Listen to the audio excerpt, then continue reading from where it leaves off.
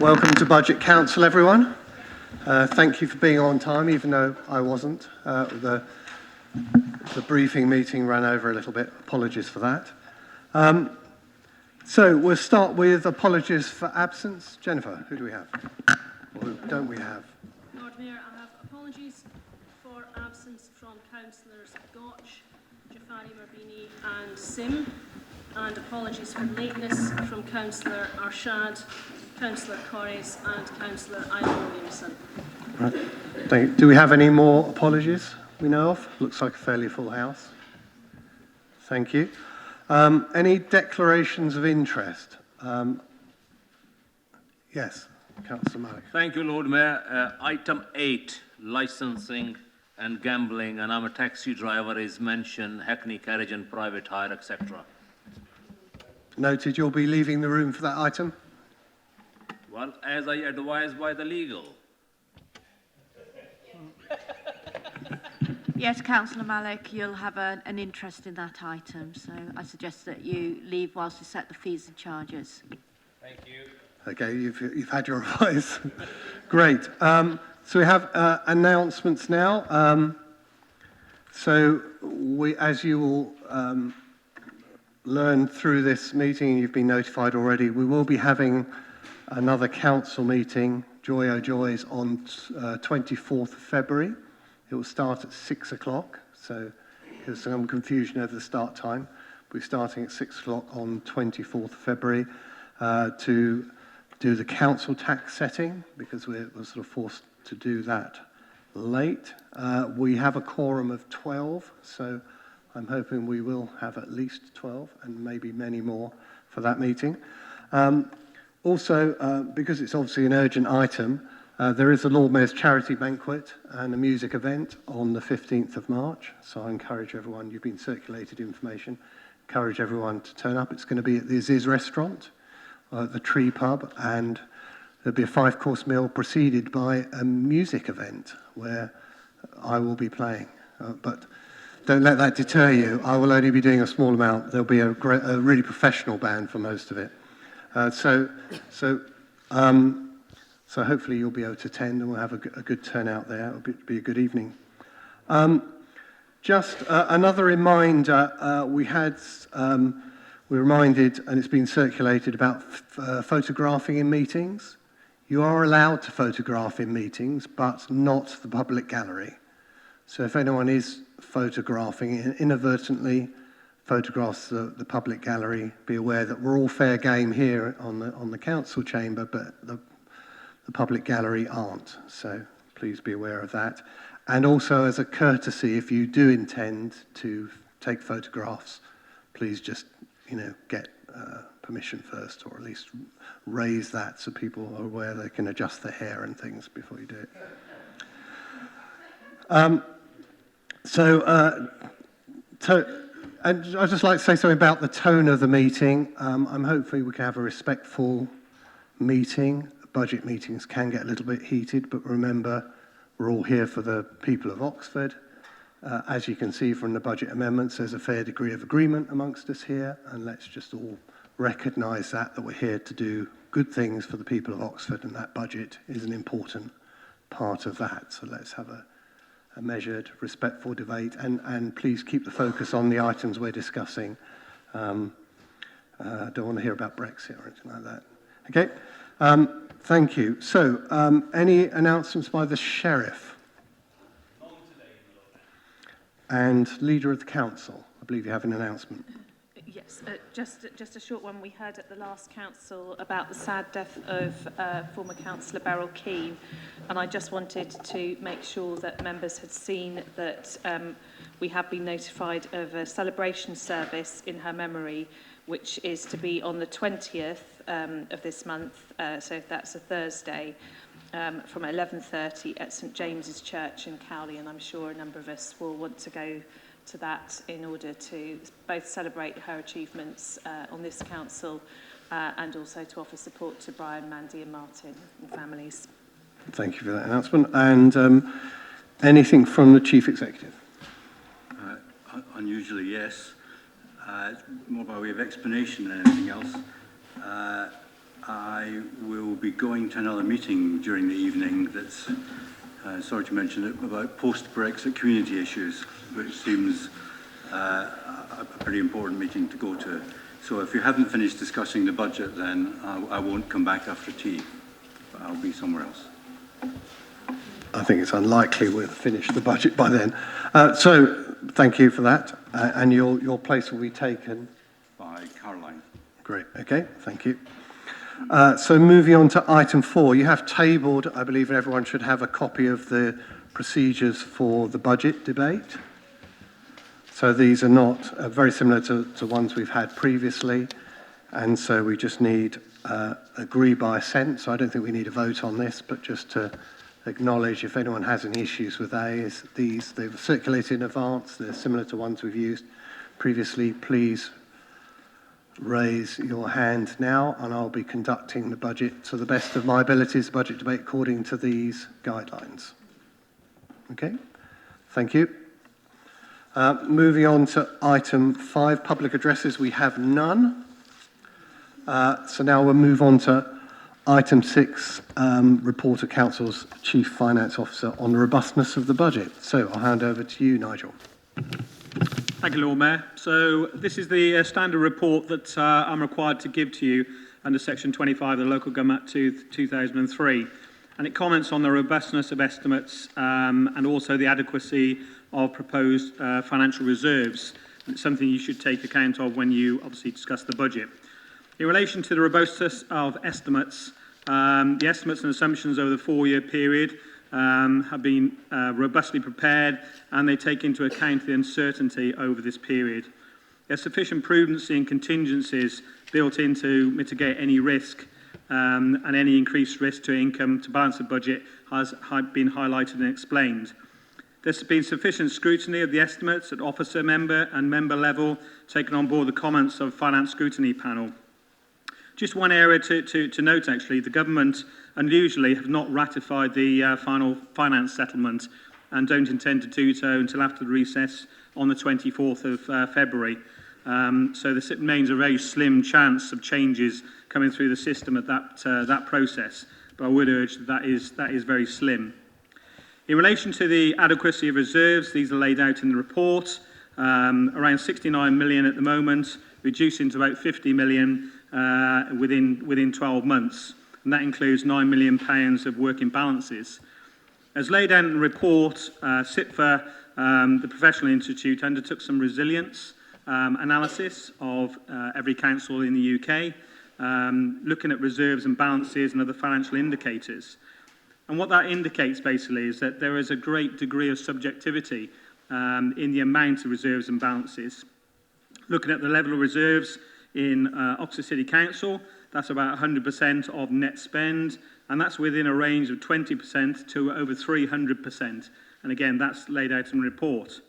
So in terms of that adequacy reserves level, that is a matter of judgment, and it is my judgment basically based on the local circumstances of this budget, the level of risk, and the sensitivities around key income streams, which are shown in Table 3 of the report, that those reserves and balances are adequate and satisfactory for this authority. Thank you, Lord Mayor. So that is now open to questions or comments. I'll just start by thanking Nigel for his work on the budget, and I'm sure there'll be other thanks for you later, but I know how much hard work from the emails I've been getting for you late at night, so I know that you've been working hard on this. Do we have any questions or comments on this report at all?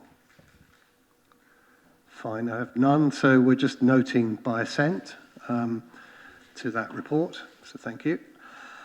Now on to item 7, which is the scrutiny response to the budget. So we obviously have if you move to item 7.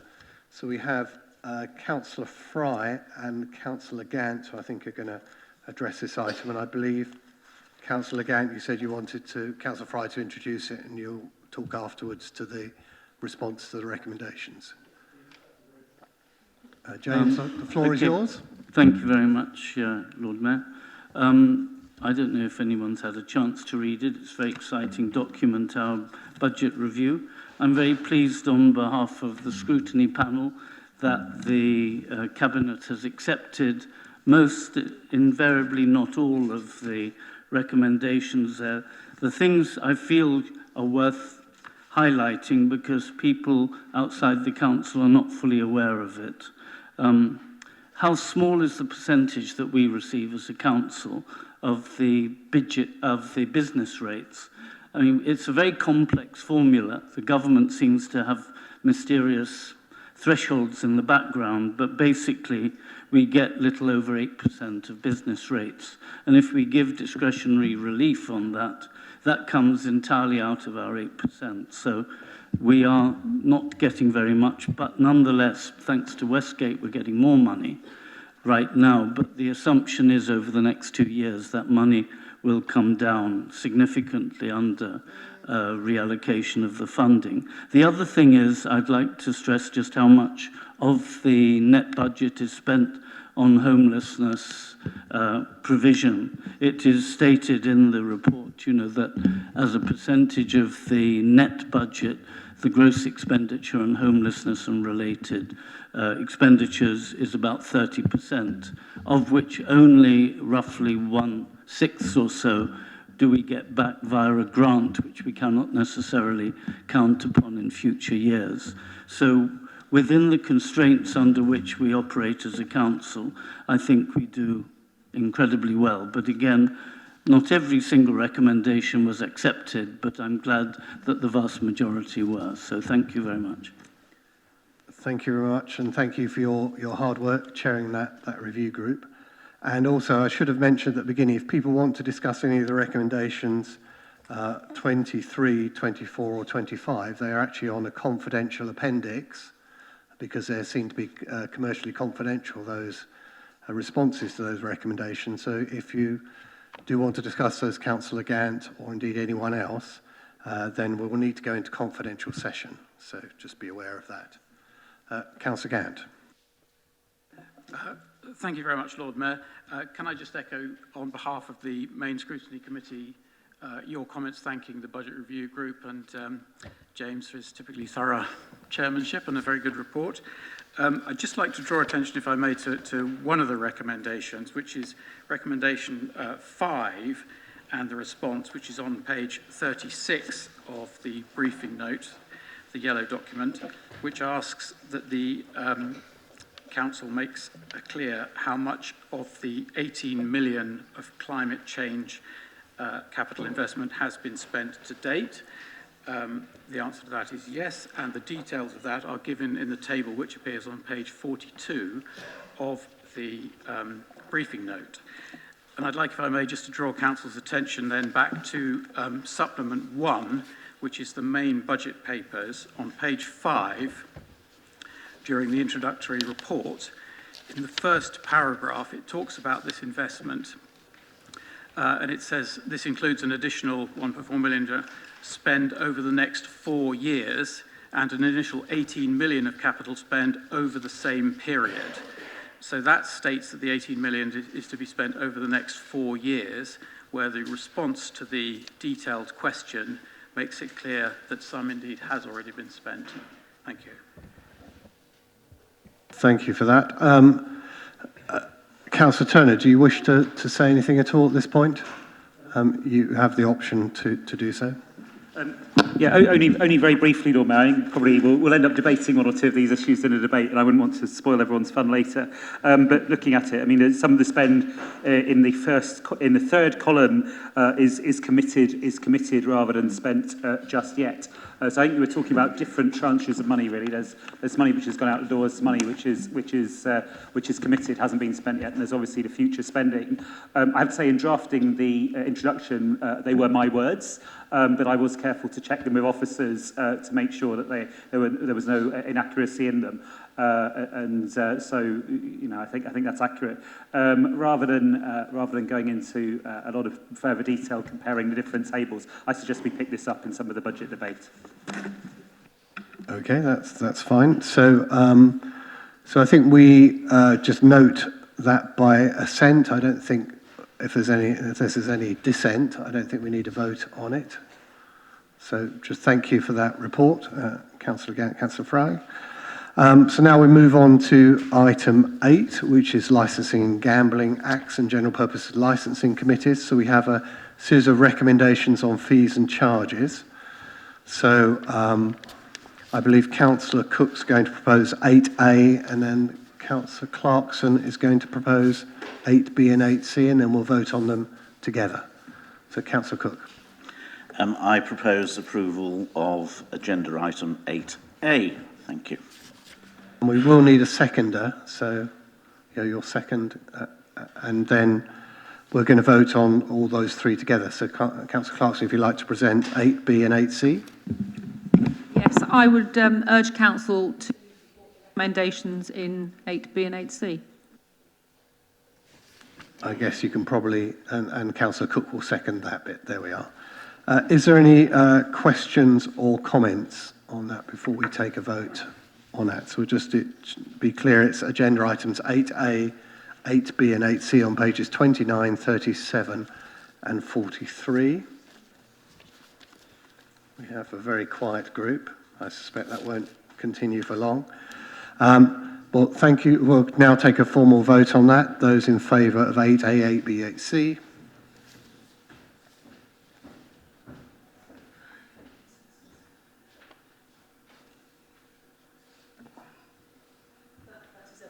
Okay, it's unanimous. Thank you very much. So now we start on just about on time to the minute. Isn't that great? The start of the budget proper debate. So this is where we get to the procedure we've all previously agreed. So I'm hoping now we'll all stick to that. And so, yeah, sorry, Councillor Malik, can come back in. So we can start with proposal of the Cabinet budget by Councillor Turner.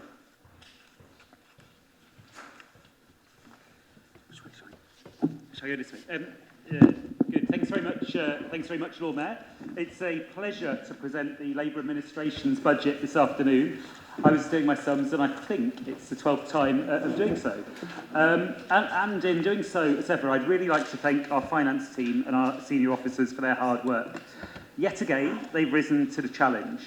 A challenge where the Council needs to adapt to a world of zero grant, the likely ending of the new homes bonus, uncertainty over business rates that James was just talking about, and growing pressure on services, as well as elected members with clear priorities to provide extra investment in some key areas, but also protect frontline services. But we should also thank our council staff and those who work in our wholly owned companies, OCHL and ODS, for their tremendous work all year round. We strive to be a good employer. For instance, we were at the front of the curve in backing the Oxford Living Wage, and we really value our work with Unison and Unite as our staff unions, and we know that our fabulous workforce deserves that. I'd also like to pay tribute to Scrutiny.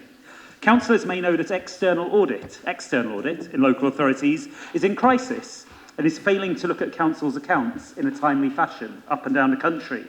However, our own finance scrutiny panel has produced another insightful, challenging and significant report. Thank you very much for doing so. Finally, I'd like to thank Labour councillors for the spirit of cooperation and solidarity in which we've developed these proposals. It's sometimes good to take a step back and reflect on the bigger picture. What sort of city do we want to live in? For me, at least, we want a city that becomes ever more equal, where the scandal of differing life expectancies by postcode is addressed. A city where no family has to worry where the next meal is coming from or how to pay for their kids' clothes. A city where we eliminate hate crime and where all of our diverse communities feel welcome. A city where young people can thrive and develop.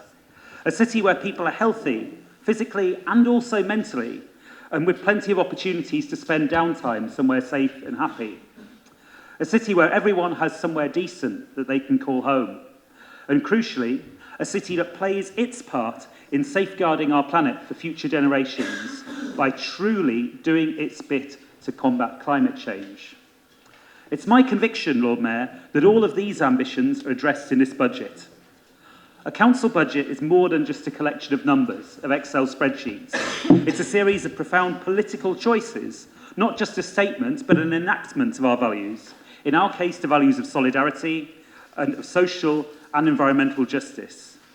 It isn't a technical enterprise, rather it's the crucial link between our ambitions for our great city and the means to bring that vision about.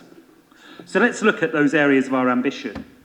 We want Oxford to be a more equal city and to tackle poverty. That's why in our budget we're retaining in full council tax reduction for those on the lowest incomes, in contrast to the overwhelming majority of councils in our country. We're retaining in full our pot for community grants. That includes the brilliant work of our local advice centres and of the Citizens Advice Bureau. And we will show leadership extending our work to promote the Oxford living wage. We want all communities in Oxford to feel welcome. This happens in many different ways and in many different places, but our network of community centres is crucial, and we're really pleased to be investing in new centres at Bullingdon and East Oxford. We also want young people to thrive. Not only do we retain our Youth Ambition programme, but this budget proposes new, additional investment for youth work on council estates, supporting groups like the Rosehill Junior Youth Club and extending possibilities like this to other estates as well. We want people to be healthy, mentally and physically, so we retain free swimming sessions for young people, and indeed we're extending the access to our leisure facilities for clients of the Homeless Pathway, and we're also extending our creche facilities. The new sports park at Horsepath is going to be a fantastic asset, and will maintain support for our really good network of parks and playgrounds. The aim of giving people good housing and ending the need for anyone to sleep rough is one that's crucially important to us. The fact that there were, at the last count, 25 people in Oxford sleeping rough tells us several things. It tells us, of course, that there is still a housing crisis, a scandal, and there's much more to do. 25 rough sleepers is 25 too many. But it also shows us that council action can make a real difference, and that the extra investment and focus we've given in this area is having an effect.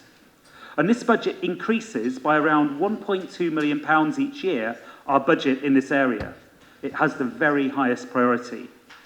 Not only that, but we've also got funding for 620 new council homes over the next 4 years, and we're proposing a new private sector licensing scheme which should drive up quality for private tenants in Oxford. In the past year, Lord Mayor, climate issues have risen up the agenda nationally and internationally. It seems to me that it's a pretty damning indictment of contemporary politics that it took Greta Thunberg and the Australian fires to achieve the feat of raising these up the agenda, and the very compelling lessons that we should have drawn from extreme weather conditions and the very visible and clear impacts of climate change in countries like Bangladesh were not taken on board. Indeed, there are some, including some important people, who still ignore them.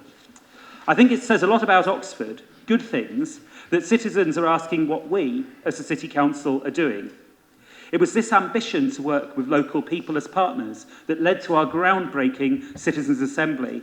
And I'd really like to thank Tom, Susan and Mish for their hard work on this, but also the experts and particularly the members of the public who participated.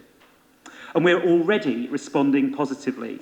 Our budget includes the £1 million of new additional revenue funding. We've talked, and Andrew referred to it, about the £18 million of capital schemes coming through, and there's going, of course, to be more to come, particularly as we look closely at our Housing Revenue Account business plan. And this is an area where we show real leadership, leveraging funding through Project Leo, for example, or the Energy Super Hub, and of course building on our excellent partnership with Low Carbon Oxford. Our range of projects is tremendous, from the zero emission zone and our work with the County Council on connecting Oxford, through to a big boost for electric cars, taxis and buses with the charging points, for example, and an expansion of our work with council tenants to combat fuel poverty and reduce emissions at the same time. Of course, we're on a journey.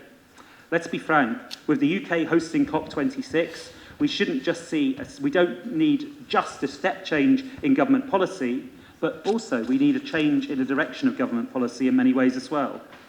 We need to see what new opportunities will be created over the coming years and then respond to them.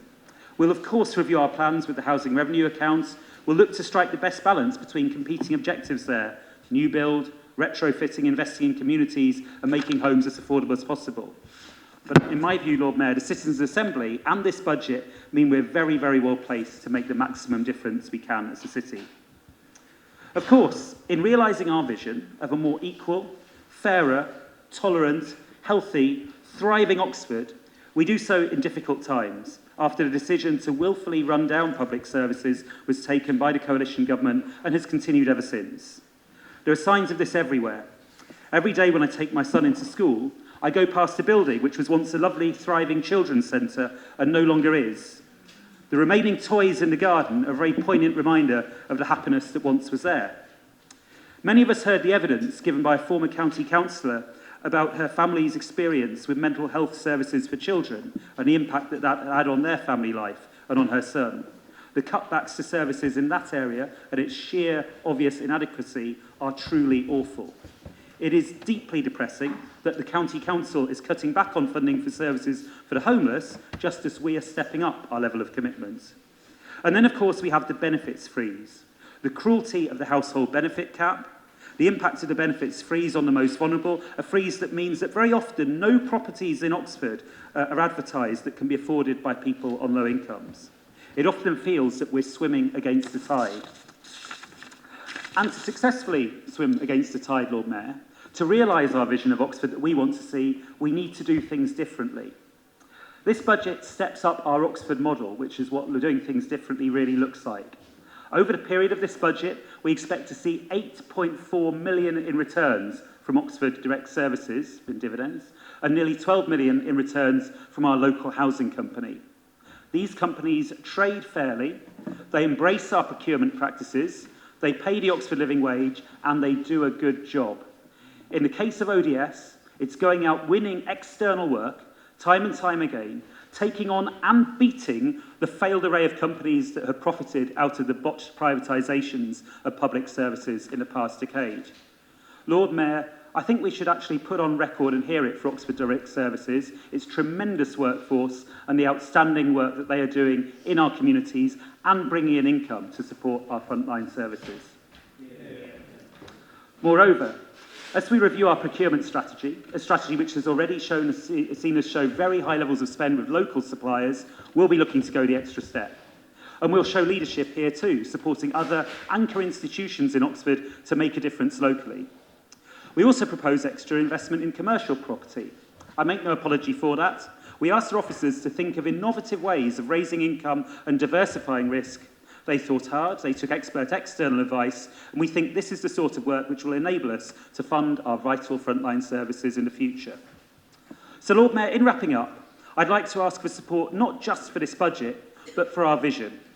For a vision of Oxford in which children and young people thrive, where there are cultural offerings available for all, where all communities feel safe, respected and happy, where people's mental and physical health improves, where everyone has a roof over his or her head, and where people are lifted out of poverty, and a city which respects the planet our future generations will inherit. Of course, as a Labour councillor, these values are close to my heart, but I feel confident that in this chamber there is a lot that unites us, and that's why I'm hopeful that we will agree a good budget tonight.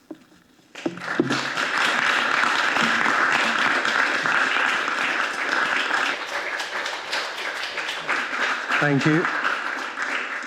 And just, you omitted to say you're also including this late amendment, which I believe has been tabled on the Rough Sleepers initiative.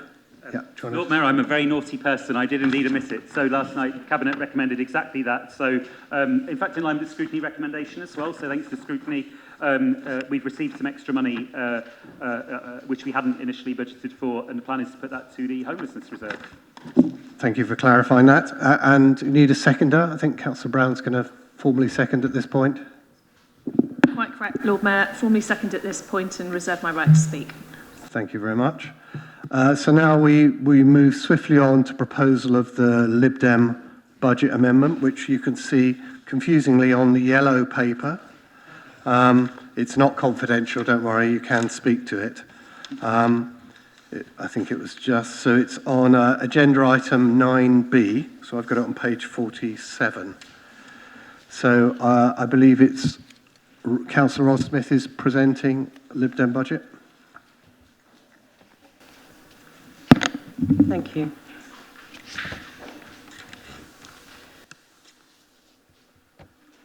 My Lord Mayor, fellow councillors, firstly I'd like to thank Nigel for his meeting with the opposition members to discuss the budget, and thank you to all his financial team for their sterling work. I'd also like to pay tribute to all the council staff, frontline staff in particular, who have day-to-day dealings with our residents. I understand, as you've mentioned already, Lord Mayor, that this evening will not be the end of our budget deliberations. We will have to reconvene to confirm the city budget on Monday the 24th of February, as the Conservative Police and Crime Commission has not yet set his budget, due, I believe, in part to the Conservative government. I wonder if anyone can recommend a local brewery for him to practice in. Oxford City sits in the most rural county of the South East, and we're indeed fortunate to have some wonderful green spaces to enjoy within and without the city boundary. However, parts of our wonderful heritage-listed city are looking tired. Within the context of a necessarily limited budget amendment, Liberal Democrats have an alternative, better vision. Our principal item of expenditure is for a comprehensive programme of greening our city centre. This is not just about making the place look nice. Anyone can see the urgency necessary for that. For example, the car park based right in the centre of Broad Street, 60s and 70s bland concrete buildings in Cornmarket. This proposal achieves far more than that. Green walls are an established and successful technology. Combined with well-planned planting, they can help address air pollution. There is also a significant body of emerging scientific evidence around the mental health benefits of the visual aspect of green infrastructure. Our proposal would engage stakeholders such as schools, businesses and the media into how they can be involved in improving our city centre. We've also included a small one-off sum to fund a survey for tourist coaches. This arises directly out of a similar exercise in Cambridge. If you want coach operators to behave in ways which we as a city would like them to, we have to find out what their requirements are. Or they will simply ignore us and carry on parking in the bike lanes in St Giles. A similar recommendation from the Scrutiny tourism report got the immortal cabinet response: we already know what the problems are. Well, have you solved them? No, you have not. And residential streets and children in our bike lanes continue to pay the price. This is a small first step which should have been taken long ago. We'll also help the Oxford Baby Bank with a small but significant grant, which my colleague, Councillor Wade, may well wish to speak a little more about. Finally, allied with our vision for better transport in our city, it is a small gesture of support for the pick-me-up bus service. We need to be innovative. We need to be responsive. Fixed bus routes will be part, but only part of the solution. This service has helped bring transport to parts of our region, including my own ward in Quarry, which doesn't have a bus service any longer, thanks to the County Council, could do so much more. Press reports have stated it's struggling. We propose to encourage its survival and expansion as a way to encourage more to leave the car behind. Our proposals for savings contain some items about which we've been consistent. There is no reason to ask the taxpayer to fund a meaningless SRA to the non-statutory secondary deputy leader, and we must stop doing it. Our cabinet is the biggest permitted by law. Liberal Democrat-led South Oxfordshire has a cabinet of 8. Lib Dem-run Vale of White Horse has a cabinet of 9. Lib Dem-run Cotswolds District Council has a cabinet of 9. We can do better. All out elections this year present the perfect opportunity to move to a 4-yearly cycle of elections for the council and also make some savings for us. A final proposal is linked to our vision of desperately needed better transport provision in Oxford. This administration has blighted our city by allowing the Westgate Centre control over car parking charges in its facility, thus allowing it to undercut the city's own car parks. This creates a truly brilliant double whammy: increased congestion in the city centre and reduced income for council services. Sadly, we cannot solve that one immediately, but this administration has included in its budget forecast of increased income from its city centre car parks. Not from raised charges, but from increased volumes of cars coming in and parking there. In other words, at the same time as it claimed to be planning to reduce car use in the city, it is expecting and budgeting for an increased income from the car parks. Liberal Democrats want fewer cars in the city and will use pricing as a policy tool. This applies to the city centre, where bus links are from the greater districts. We believe the balance of this economic vitality and car use is different in district centres. This amendment makes the budget better. It makes Oxford better. I'm going to end with a quote from a former Prime Minister, Tony Blair, something I confess I've not done very often. I'm not asking you to agree with me, but at least open your mind. I recommend our budget proposals to the Council. Thank you. Thank you. So you need a seconder. I think it's been Councillor Wade. Are you going to formally second or speak now? I'd like to speak now, Lord Mayor. Okay, go ahead. You have up to 3 minutes. Thank you, Lord Mayor, fellow councillors. I'd just like to talk about one item on our budget, which is the revenue spend on Experience Oxfordshire. With Brexit now upon us, the need to future-proof our tourist industry has become very urgent. Because of council cuts, Experience Oxfordshire, which I'll call EO because it's too long to say Experience Oxfordshire all the time, has been forced to look at whether it can continue to provide a tourist management service for the city.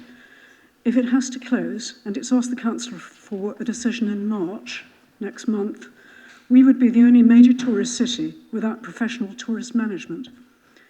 The grant that EO is now getting is just not adequate. It should have received $77,000 in 2019-20. As you know, this was reduced last year and will be further reduced in this coming year. Now it's only going to be $32,000 and nothing after March 21. EO needs the reinstatement of $77,000 per annum to guarantee the sustainability of the organisation. EO is already, for the first time, running a deficit budget this year and will be doing the same for 2021. It costs EO $600,000 per annum to run the VIC, that's the Visitor Information Centre, which leaves it $220,000 in the red. This is $220,000 out of its dwindling resources just to keep the VIC afloat. But surely a VIC for a tourist city like Oxford is a necessity, not a luxury, and its central location in Broad Street is vital as a tourist hub. Without the VIC, many visitors will be wandering aimlessly with knock-on effects on the city centre and on tourist satisfaction. The notional figure of $95,000 per annum rental grant for the building in Broad Street enables EO to run the VIC and use the office space upstairs. If this subsidy does in fact end in March 21, and the council carries out its potential plan of letting the ground floor commercially, the VIC will have to close, maybe to be relocated to other city council-owned premises and run by council staff, and the EO staff will have to relocate as well, continuing some of their work but at a reduced level. This looks like an own goal for the City Council. For the equivalent of $170,000 a year, we've had a really professional tourist service, which has won plaudits nationally for its efficiency and vision. It's worked incredibly hard to attract the most productive type of visitor. EO was always set up to be a public-private sector partnership, and the City Council were a lead organisation in establishing this model. Other cities are now ahead of us with public-private working. It would send a poor message to the tourist industry if that support were now to be withdrawn. I would ask you very seriously to consider supporting our budget amendment. Thank you. Thank you, Councillor Wade. So just to go through the procedure, so we have up to 5 speakers who can speak for 3 minutes each, and then we will have Councillor Turner will do a response, then back to Councillor Smith for a summing up. So I've already been notified of Councillor Garden and Councillor Wolfe who wish to speak. Is there anyone else who wishes to speak? Councillor Brown? Okay. Councillor Clarkson? Okay. Hollingsworth? Okay. I think that's about it. Thank you very much. So should we kick off with Councillor Hayes? Well, we're going slightly over our number. If everyone's short there, we'll be able to... Okay. Councillor Garden? No? Councillor Garden? everything that I wanted to say has been covered, so I'll... Okay. The microphone is on. I think that maybe it's not close to it. Okay. Councillor Wolfe. Thank you, Lord Mayor, and thank you for the proposal. My own feeling on reading this is that there's nothing particularly in this budget amendment that one could object to. It's a fairly mild and innocent, unobjectionable budget. Quite a lot of the items are actually very small and I believe could be absorbed or handled in the everyday flexibility of our working, actually. Where I am happy with it, the items, particularly Experience Oxfordshire, with which I concur with Councillor Wade's comments very much, are already included in our budget amendment anyway. So Council has an opportunity to support there. So I can't get terribly excited about it. It's also very lame on climate change initiatives, as you would imagine. Our desire would be to see more robust action on that, and I don't think green walls in the city centre quite cut the mustard for the expense. Pound for pound of CO2 emissions handled, it's not a particularly effective use of capital spend. So I can't get excited about it, but then I can't object to it either. I'm very minded to abstain on this one. Thank you. Councillor Brown. Thank you, Lord Mayor. I just wanted to speak a little briefly on the what is being proposed here about Experience Oxfordshire. I think it's important to say that we've had a very long relationship with the Experience Oxfordshire, and we work in partnership with them. But as part of that partnership, we have been explaining to Experience Oxfordshire for some years now that we can't continue in exactly the same relationship. Over the last few years, we have put over £1 million into Experience Oxfordshire, which is a really considerable sum for a council like ours.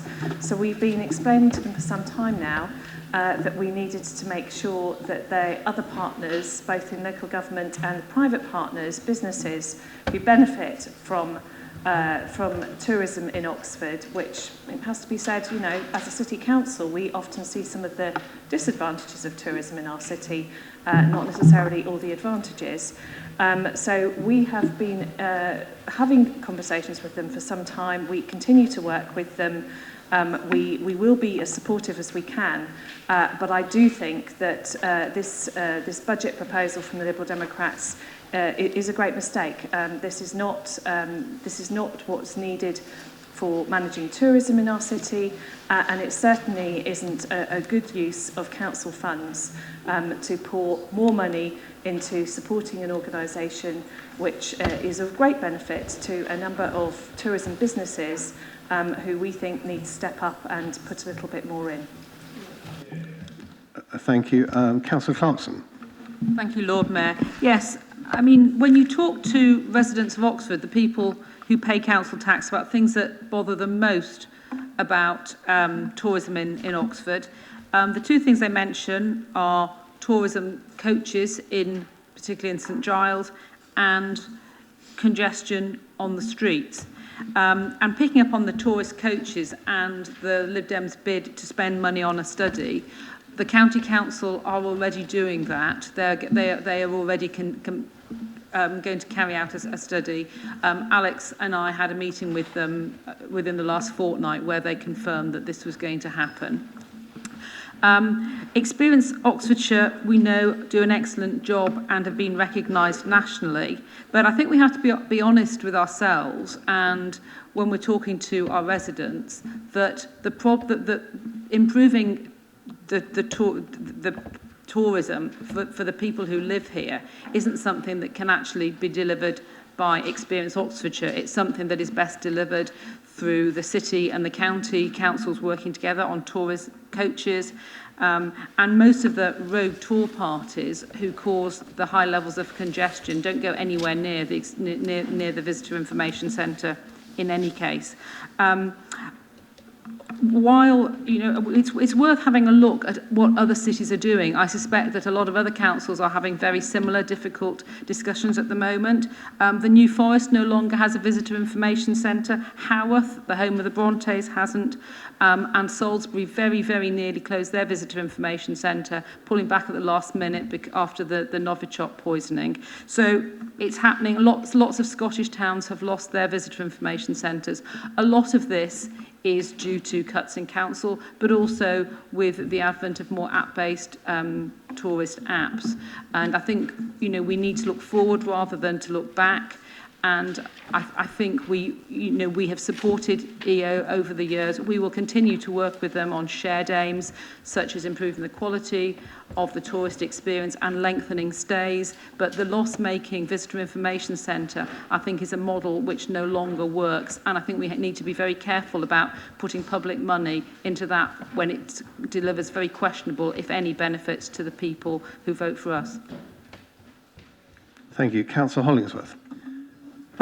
Yeah, thank you, Lord Mayor. I just wanted to make 2 points, I think. One, I suspect the reference to the car parking is a reference to, I've lost my page number because I've just given it to Ed. 65, thank you very much. It caused me some confusion because I didn't think there was such a thing. What I think you've picked up is not a desire to increase the number of cars, but is the holding 1% a year, which is in every single budget, which is a reminder to us that we will need to put the charges up, and we do it roughly every other year. So we put them up last year and we'll put them up next year, I strongly suspect. We'll certainly keep them under review, which I think is the undertaking I gave to one of you when you asked me that precise question at the last council meeting, though I can't remember which Liberal Democrat councillor it was. What we have done in the medium-term financial strategy is take account of the fact that the Oxpens car park deck has already closed, that the rest of that car park will no longer be available because it's been redeveloped. And as you go forward, we've started to take account of the likelihood, I think, that other car parks will be redeveloped in other ways, which I think is a good thing, by the way. But we need to make sure as a council we plan to be weaned off the financial benefits from them. So whether it is the Pear Tree Park and Ride, the lease of which does not have much to run, whether it is the Worcester Street car park where Nuffield College, the freeholder, has indicated their medium-term desire to redevelop that. And if you go back and look, they were going to put a library on that back in 1940-something, but they ran out of money and chose to have a car park instead. And I think those are the kinds of things which we're already taking account of. So far from planning to increase the number of cars, we're planning to reduce them, and quite right too. But what I wanted to finish on, and I'm afraid I've struggled with the maths, so I apologise here profusely, but I believe that the amendment before us is roughly £200,000 in turnover. The budget it is seeking to amend, when you add all different bits up, is around 170 million. So I believe, and this is where my maths may have badly let me down, that we're talking about £1 out of every 850. And I think it's really satisfying to come across a degree of consensus where we agree about where 849 out of 850 pounds should go. And I wanted to applaud the Liberal Democrats and indeed my colleagues for coming up with a budget with such a consensus around its priorities. Thank you. Councillor Gant, we do have, and Councillor Hayes. I think we've got time to fit you both in. Yeah. So, Councillor Gant, you want to go first? Yeah, then Councillor Hayes. Certainly, with your permission, Lord Mayor. Thank you. Yes. So, just to say, Alex, yes, a very, very typically elegant piece of words there. But if you want to know the degree of support for the budget as a whole, wait for the vote. This is an amendment, okay? I mean, it is not our job to write an entire budget, and we haven't attempted to do that. We've attempted to point policy priorities. I did just want to pick up one thing that Mary said around the role of Experience Oxfordshire. To say that most tourists don't go anywhere near the Visitor Information Centre is as a statement of fact, is true. But 500,000 people do, presumably some of whom have family members outside. That is a lot of people. those people then get information about where they're going to go. If they don't get it from there, what are they going to do? Where are they going to go?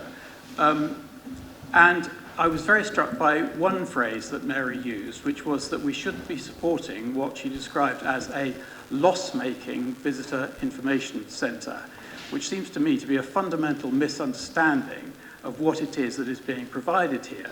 It is not intended to make a profit. That is not what it is for.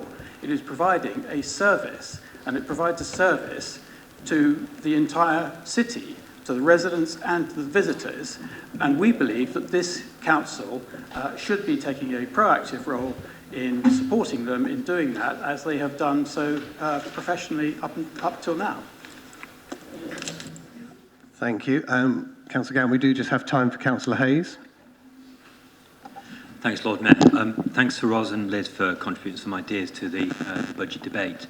I'll just make three very brief points. The first is that while the City Council is engaging in some significant surveys and reviews in order that the budget for our buildings work in the next year or two is as thorough and comprehensive as it could possibly be, I can understand that there may be some sort of political advantage in going for the low-hanging fruit, which is for reaching for a proposal to address buildings, because they contribute towards 81% of the climate problem within the city.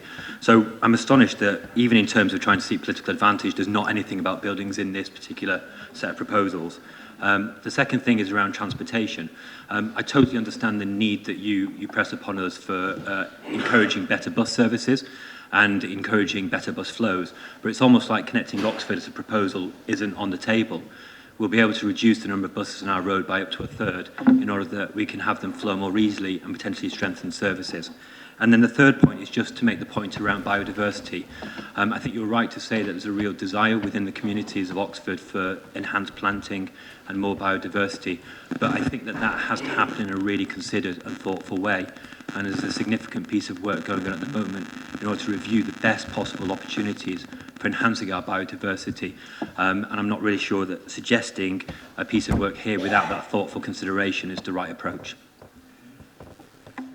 Thank you very much for your brevity. That means we are in good time for Councillor Turner to do his up to 3-minute response, should he wish to, and then we'll go back to Councillor Smith for summing up.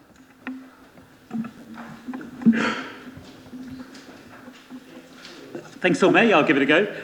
Thanks to the Liberal Democrats for their amendment. Some of it was sounded quite familiar. I mean, that's okay. The sort of budget equivalent of My Way at a karaoke night.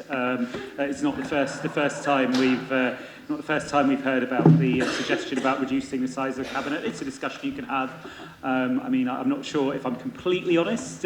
Given recent comings and goings, I'd necessarily look to South Oxfordshire as the triumph of good governance that is being sold to us. But maybe there's something to learn.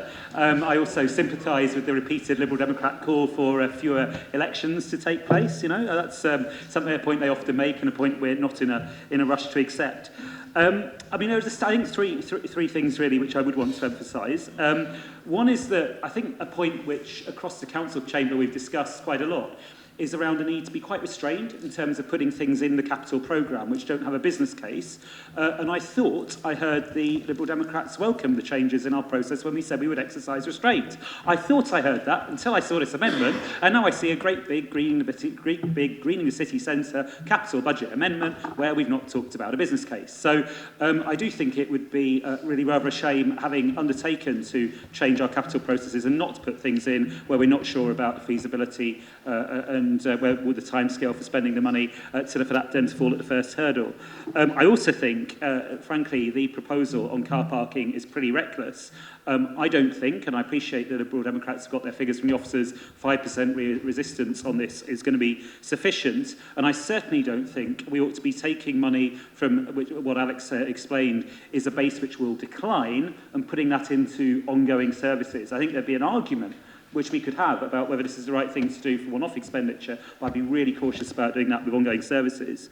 You know, and the third point I want to make, we've heard some debates about the tourism sector. For my money, it is simply the case that the way tourists access their information is changing. While we should still have a tourism management service, a visitor information centre may not be the right way to deliver it. I always, you know, when I was doing my interrailings 20 odd years ago, I'd go to a tourist information office, I'd ask them about a room, I'd get a map and I'd go for a wander. Nowadays, I don't do that. I suspect I'm not unique in that, in fact I know I'm not unique in that. Another point I would also make, Lord Mayor, let's talk here about the about support for bus services, and specifically the bus which people can call on demand. It's a great service. I welcome it. The Go Ahead Group last year, its bus division, made profits of £95.7 million. I'm not rushing to give them another 20,000, if I'm completely honest. We're investing heavily in making Oxford better for buses through Connecting Oxfordshire. I would have thought a little bit of recognition of that from our friends at the Go Ahead Group would be welcome. And as ever, Lord Mayor, there are no changes to the housing revenue account, which appears not to be an area of priority for consideration. So, in truth, we put our heads above the parapet. We've set down our priorities from homelessness through to climate change. Here we see the Tourist Information Centre and the subsidy to Go Ahead. Thank you, Councillor Turner. Councillor Ross-Smith to sum up. Thank you, Lord Mayor. And I will be looking carefully at 11.24 of our Constitution, councillors' behaviour in council. I don't think it's very right to talk about karaoke. I thought that was a very rude comment, actually, personally. But to respond to it, you got up, we had Ed Turner get up and say he's going to make 3 points. In fact, I made it 6 points, so perhaps his maths isn't so good either. Right, with regard to the Experience Oxfordshire, are you really saying that you actually want it to close? Because from speeches that have been made this evening, that is the impression that I'm getting, I have to say.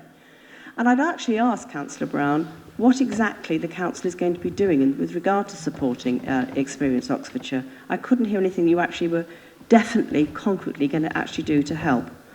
Coaches in St Giles. Very pleased to hear that there's going to be a county study on that and that's been agreed in the last 2 weeks. That's great. Also, pedestrian congestion was mentioned. Well, if we had a greener city, if we had a greener city centre with less buses coming in, with less cars coming in, we wouldn't have such pedestrian congestion that so many people apparently complain about with regard to the tourists coming into the city centre. We do need tourists in our city centre. We do need them to come in. We need them to spend money to keep our businesses vibrant. That is important. We'd love them come to visit our heritage city as well, to see the colleges, the beautiful colleges, the High Street, Christchurch Meadow. That is all important. And Experience Oxfordshire can point people to that as well, that might not necessarily see it normally. Better bus services. Absolutely, we do need better bus services. We can't just rely on the bus services continuing as they are. And Connecting Oxfordshire, we are supportive of that, as you know from this group. Also, comments were made by Councillor Hollingsworth about our budget amendments. Yes, they are a small amount, but they're a significant amount, we believe. Small changes, open your minds, as Tony Blair said. Listen, open-minded. Some of our suggestions you might have to see in your budget next year. Thank you. Thank you very much.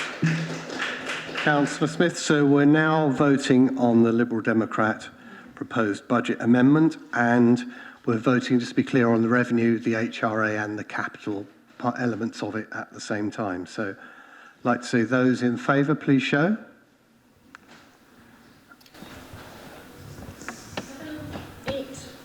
Yeah. Did you catch Councillor Henwood put his hand up? Yeah, again.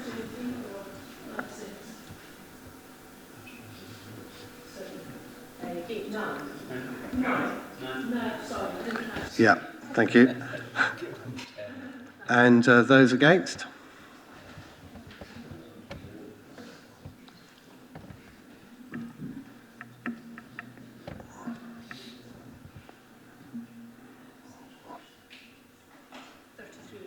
Okay, and abstentions? Okay, thank you. Thank you very much for that. So we'll move on to the Green Group budget amendment. Councillor Wolfe. Thank you, Lord Mayor. Firstly, tribute to our officers for all the hard work that's gone into an excellent budget, by and large. And we are seeking to tweak it, obviously, with an amendment, but probably not just one out of 850. I suspect it's considerably more than that with our proposals, as you will see. Extinction Rebellion's first demand is to tell the truth about climate change. Greta Thunberg recently spoke at the World Economic Forum about the increasing misuse of the terms net zero and zero. We need real zero, she said. I'm a bit concerned about some of the spin that's gone out about the proposed budget. Claims have been made that this budget will deliver a net zero council. It won't, nor will our budget amendment, I have to say. I invite members to ask themselves why it's been felt necessary to claim that £18 million of our capital spending is new money in response to the climate emergency motion a year ago, when actually 97% of that spending had already been decided by this time last year. So we need to reduce the spin. I have to say that my spin detectors were out when Ed was speaking earlier, and I didn't detect any, Ed, so thank you for that. Let's have a spin-free debate. The truth is that this council is doing a lot. There is a lot of really excellent stuff that's been going on for several years, which we strongly support, and much of the comments about equality and things like that, strong support. That 18 million capital spend, even if it is not all new, is something nonetheless to be proud of.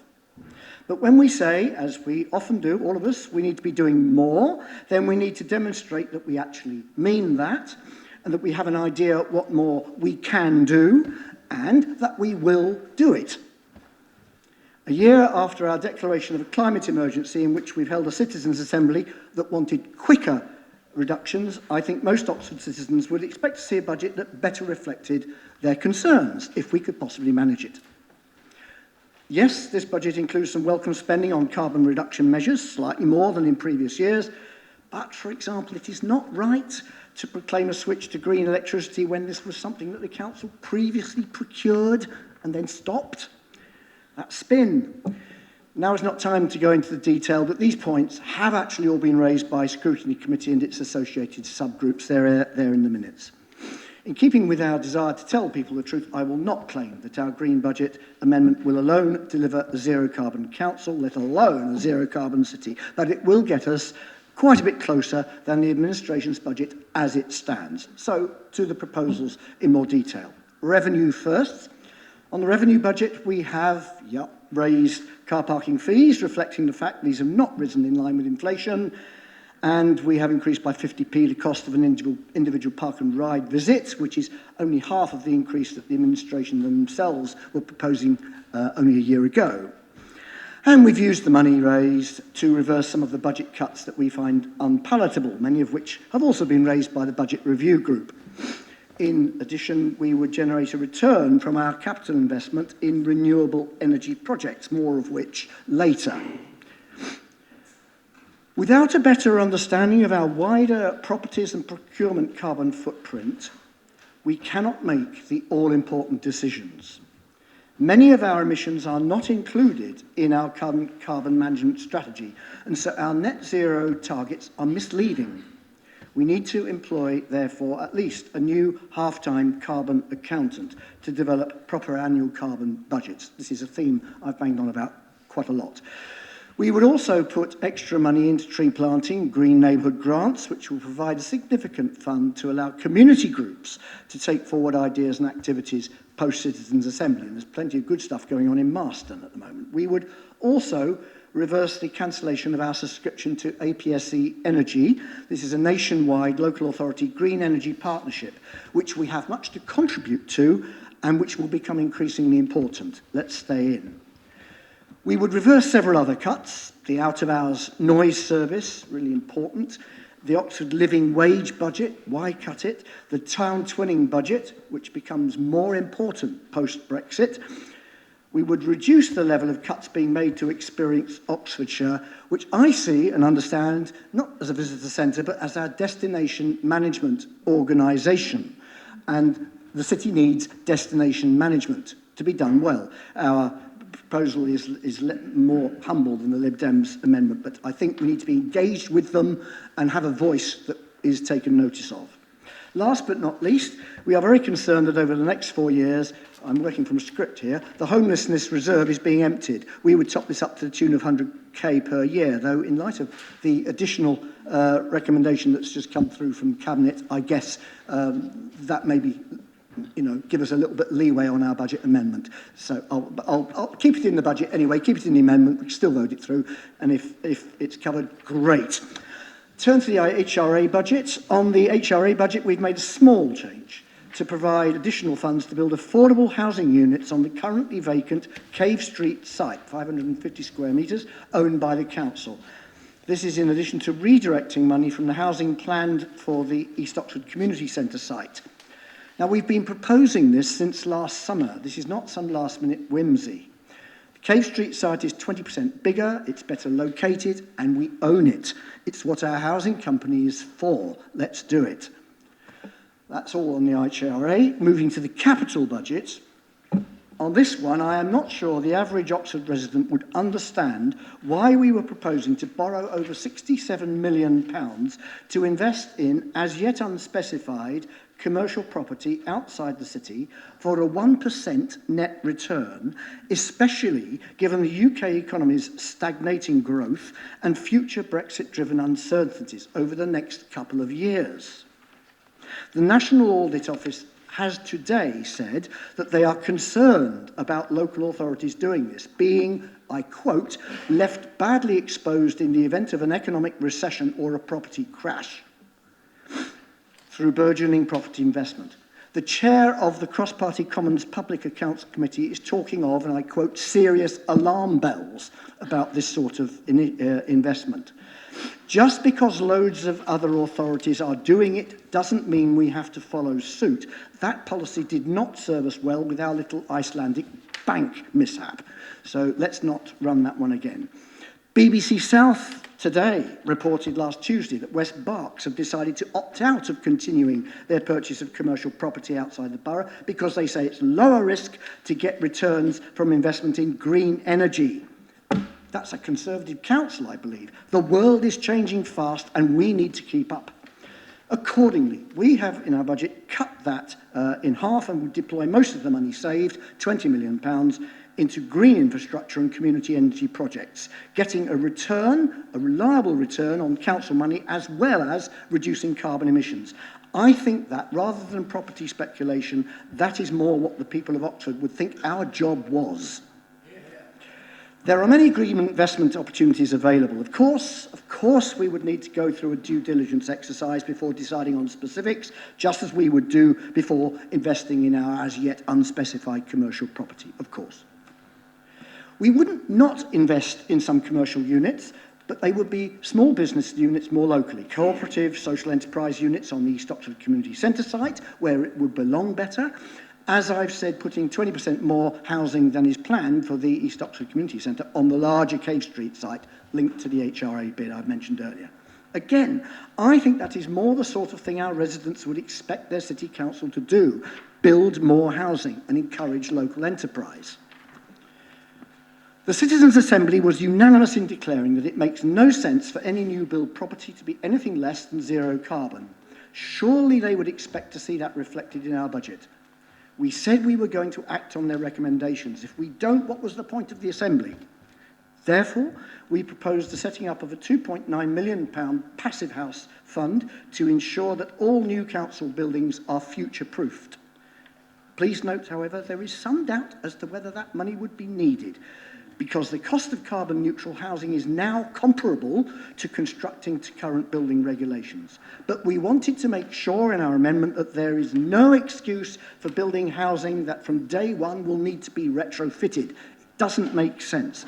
This was one issue on which the Citizens' Assembly was totally unanimous. Please vote for our amendment. Finally, we have set aside some money for the Livable Streets initiative to allow for cost-effective improvements in streetscapes in residential areas with the aim of making streets safer, more pedestrian and cyclist friendly, and with reduced running traffic. Simple projects. This is recognised by the county, I believe, as being complementary with the Connecting Oxford proposals and their longer-term CPZ plans. It's a winner and it has support. In conclusion, the Green Budget Amendment is a sensible, cautious, deliverable response to the climate crisis, which represents less risk to our finances and responds to comments made by the Budget Review Group. I commend it to Council. Thank you. Thank you very much. Thank you. So I have one person who's notified me they wish to speak, but I know no doubt hands will go up. But Councillor Landell Mills was the person who notified me, and I will second it. Oh, I will formally second at this point.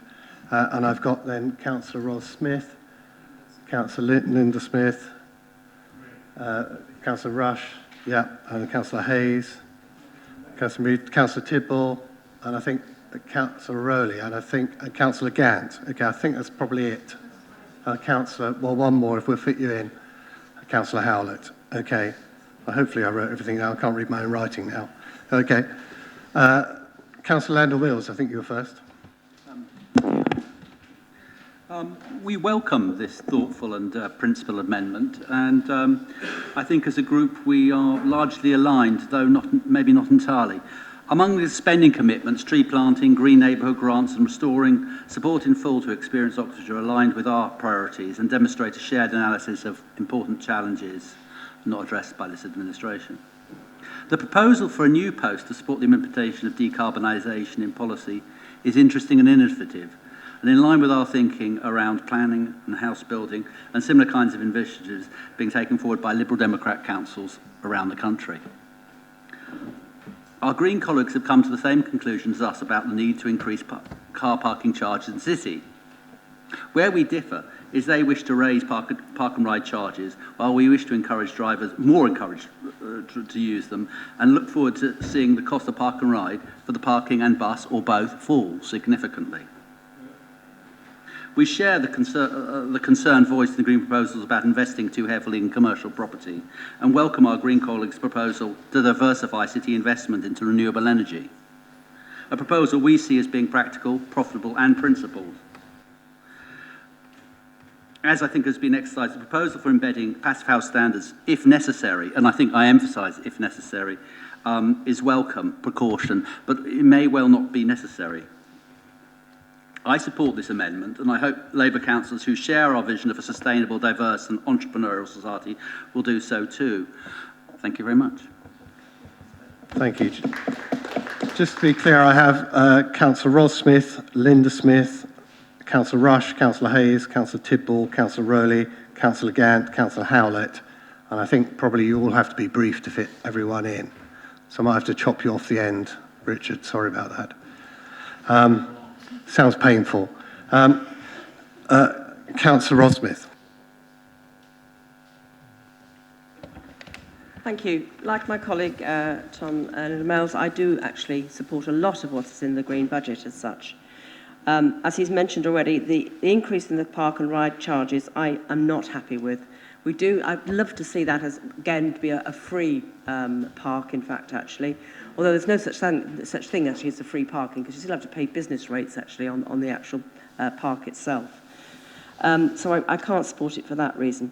I'm very pleased to see, though, that with regard to the expanding the green neighbourhood grants, that's something very, very close to my heart. And actually, as a local councillor, I have been supporting green initiatives, in fact, in my own division too. The only other thing that I would like to also mention is the Experience Oxfordshire. Yeah, we do need it, and we need innovative ways of actually supporting it. And I definitely support your budget bid for that. Thank you. Thank you. Councillor Linda Smith. Probably no surprise, Councillor Wolfe, that I won't be voting for the Green Amendment, but I did just want to stand up and say there was a bit of it that I do quite like, actually, and that's the additional funding for the Green Neighbourhood grants. When I was responsible for parks, I worked with officers to develop the Green Neighbourhood scheme together with Councillor Henwood and the late Councillor Angie Goff. And I think it's something that we should be really proud of as a council. It's something that's worked really well, and community groups across the city have benefited from what is a very modest grant pot at the moment. It was actually just the funds we used to spend on taking part in Oxford in Bloom and Britain in Bloom, which we thought could be put to much better use in this way. So actually I'm really pleased that in the Labour budget we have already got an expansion of that scheme, 10k per annum into base budget, which you could argue actually is more of a commitment than your 60k over 4 years. But so I just wanted to thank you for your expression of support and vote of confidence in the Great Green Neighbourhood grant scheme. Thank you. Thank you, Councillor Rush. Oh, thank you very much, Lord Mayor. And I also would like to acknowledge, I think, a great compliment that this amendment gives us by putting the Oxford Living Wage front and centre. And I think that's a reflection, really, of the fact that we as a Labour Council have been really focusing on pushing the Oxford Living Wage and promoting it, and the things that we've done in the past sort of couple of years, such as launching our accreditation system, the only local authority to have its own living wage accreditation system due to the conditions here in Oxford. However, I think it is a little bit of a misunderstanding to say that what we're proposing in our budget is a cut. When I became the Oxford Living Wage champion, the City Executive Board, as it was then, the Cabinet now, had proposed £5,000 a year to be spent on promoting the Oxford Living Wage. Don't forget, that's just promoting it. That's in addition to also setting it and paying it to our own staff, which we're continuing to do. So £5,000 was what sort of I inherited, as you like, as a Living Wage champion. Then we argued in last year's budget that should be increased to £10,000, so doubling it. And now we're proposing that we should put £30,000 into promoting the Oxford Living Wage. Not just promoting it, but also increasing the capacity amongst us in our economic development team to enable even more to be done on that. Now, I won't be the Living Wage champion at the next budget because I won't be around next year. So I'm leaving it open for future Living Wage champions to argue for what they need. So it's not a cut to say that we're not putting the budget in for second year, third year, fourth year. We're putting in £30,000, the most that's ever been put in to support the Oxford Living Wage, and then leaving it open for future Living Wage champions and the ruling group to decide how much they'd like to invest. So I think I wouldn't classify that as spin-free to suggest that it's a cut. I would actually say that it's, we're showing actually more in the way of promotion there than we have done before.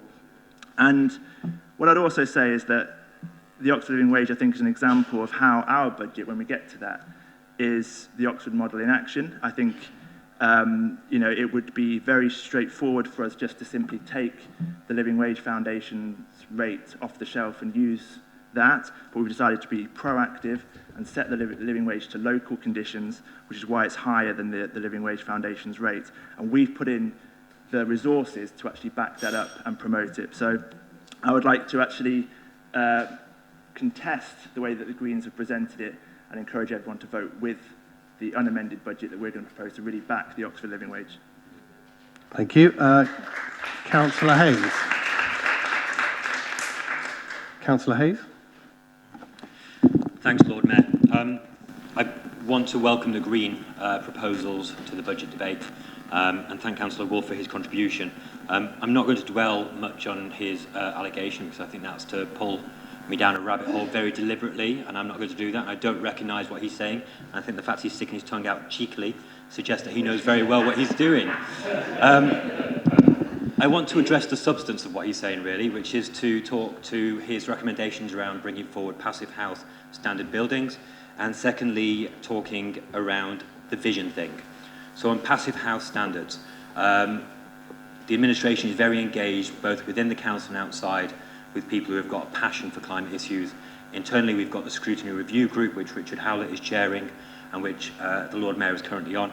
We've got a Climate Advisory Group, which brings together the leaders of the main groups and has had a meeting already. And there's already, I think, a lot of appetite for further work within the council. On the passive house standard, at the Cabinet report in December, we committed to bringing forward demonstrator projects on passive house buildings. We also committed in that report to doing a full review of what would be needed over the next year in order to effectively have the right kind of buildings which meet our environmental commitments. And so I just want to say this is a budget for this year, Obviously, buildings are a huge amount of complexity that we have to work our way through, and we know the importance of tackling the buildings emissions problems because our own report says that they're responsible for 81% of the problems. I would just correct him on one thing, which is around the Citizens' Assembly. Susan and I were there for the full 4 days of that assembly, and what came through was a real desire to go faster and further, but so too was there a one-third group who were consistently concerned about the complexity involved in meeting our climate crisis and where the burden fell. And so with the Passive House debate, I think it's really important that anything we do listens to our citizens and brings them on that journey. Finally, on the vision thing, I really do welcome the fact that you commend the Council for the 90 million provision within this budget on top of £90 million that we leverage in. But I was hoping for more vision from the Greens, if I'm honest with you. When I talk to campaigners outside of the Council who I'm in regular contact with by going to their meetings or via email, they commend the Council, but they constructively challenge us in ways which help us to think differently. I'm afraid with this budget, the Green Group are not doing what our citizens and campaigners in the city are doing. And I would encourage you to engage with them in a really substantive way so that you can bring forward some exciting proposals. But thank you for your contributions. Thank you. Councillor Tibble. Thank you. So I was really pleased to hear Councillor Wolfe say what an excellent budget and we're doing a lot, and we certainly are doing a lot. And in one of those areas that we are doing a great deal is in the redevelopment of East Oxford Community Centre. There is a real opportunity to redevelop the iconic East Oxford Community Centre at the heart of East Oxford and provide social housing so desperately needed in this city at the same time. A city which faces a housing crisis and a waiting list of 3,000 people. To change the East Oxford Community Centre redevelopment plans so that new housing goes at Cave Street and small business units go on the East Oxford Community site, as the Greens propose, would be a significant planning and design risk to the current redevelopment at this late stage of the proposal. Their proposal would also undermine the opportunity to continue to use Cave Street after East Oxford Community Centre has been completed and community tenants vacated from Cave Street for commercial letting to generate an income to fund the important work this council does. So I reject that amendment. Thank you. Councillor Rowley. Thank you, Lord Mayor, and hopefully the last two speakers will have made me briefer by saying some of what I was going to say. On Cave Street, well, Section 151 officer has advised that it is theoretically possible, subject to business case and planning, which is quite a big caveat because business case and planning takes a long time.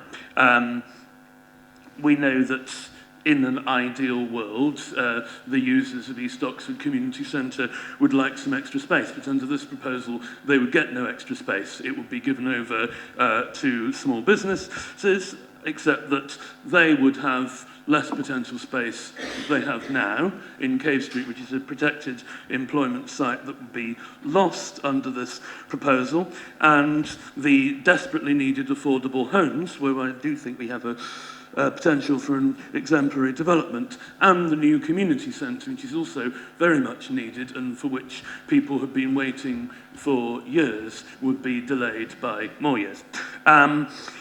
On Passivhäuser, is that the right pronunciation? Ed? No.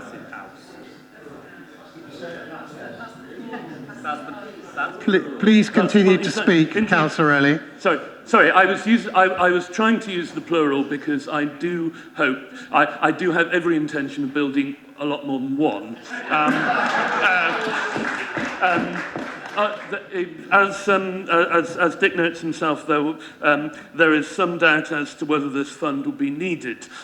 Indeed, there's considerable doubt. The biggest challenges are capacity in the construction industry and more fundamentally, perhaps, working with tenants to persuade them the benefits of adopting low-carbon living. After all, a passive house is not much use if you leave the doors open all the time.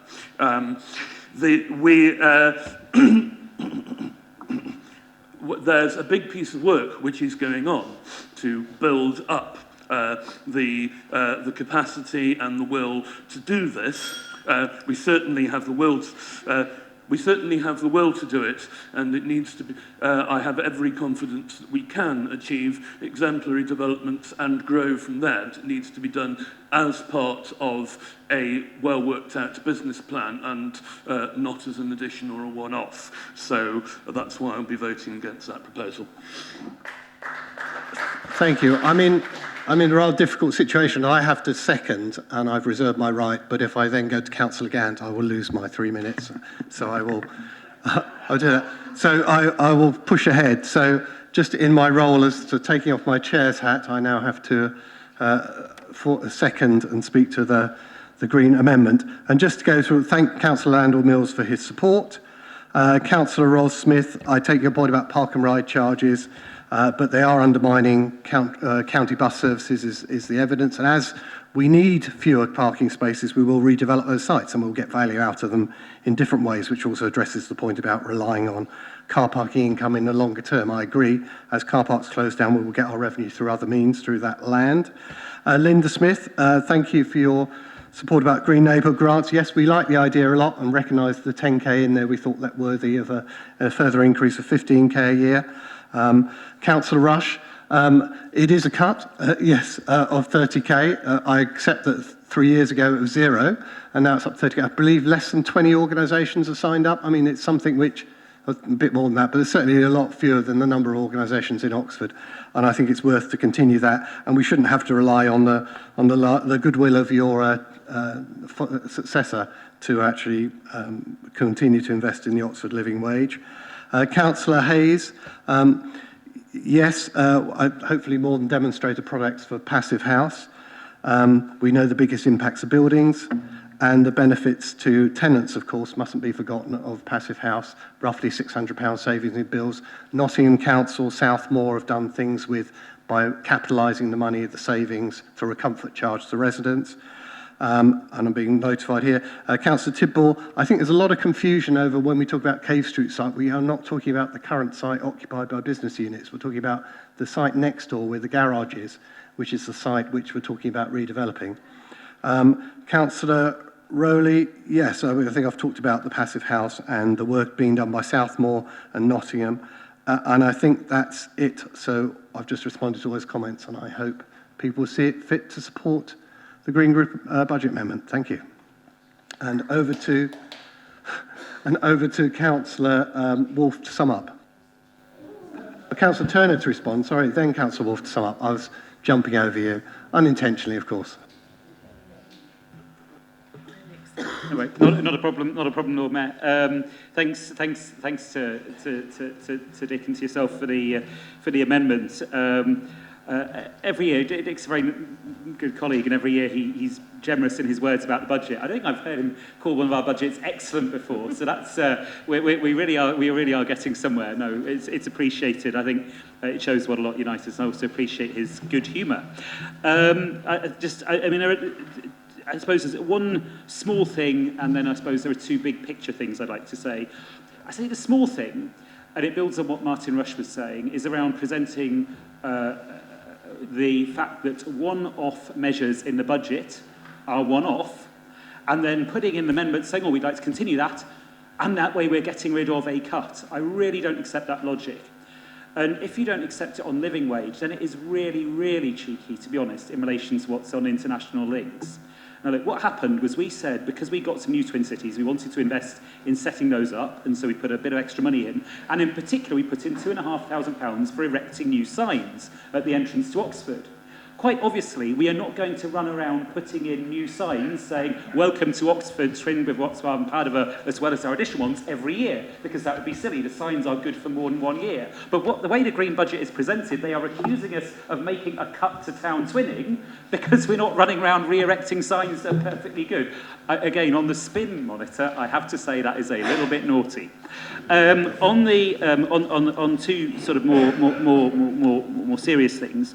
I mean, one is around a sort of pivot on commercial property towards alternative investments. I think my concern, and it's been brought out quite a lot in the officer comment there, it's an interesting area. I think it's one we need to have a watching brief. And we need to be mature and we need to be open-minded. Are we going to say, absolutely, we will crank through every last penny of our commercial property investment, come what may, over the time period? Of course we're not. Of course we're going to keep it under review. Of course keep the markets under review and the possibilities. We've looked at other ways of investing, and so far they haven't criticised. I think the collateral is one of the big issues. If we go out and we buy a building, then we own the building. Some of the alternative possibilities, we don't necessarily have that collateral, and so that's the concern, and therefore we'd be exposed to more risk.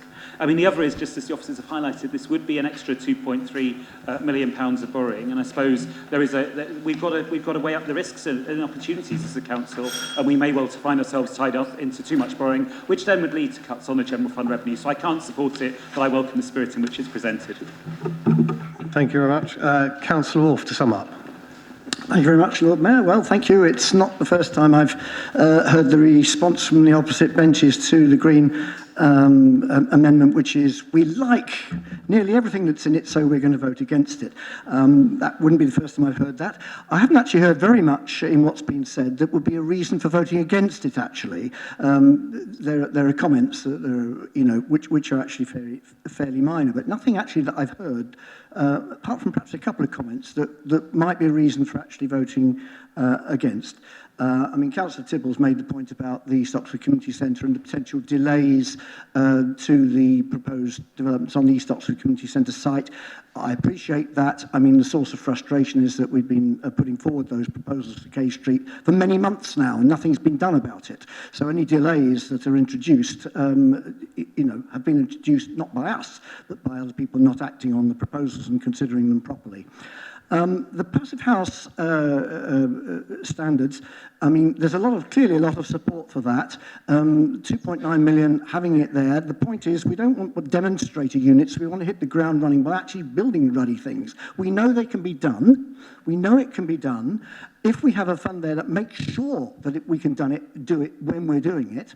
And yes, there is an issue. It's true about capacity, as Mike Crowley says, in the industry, building industry.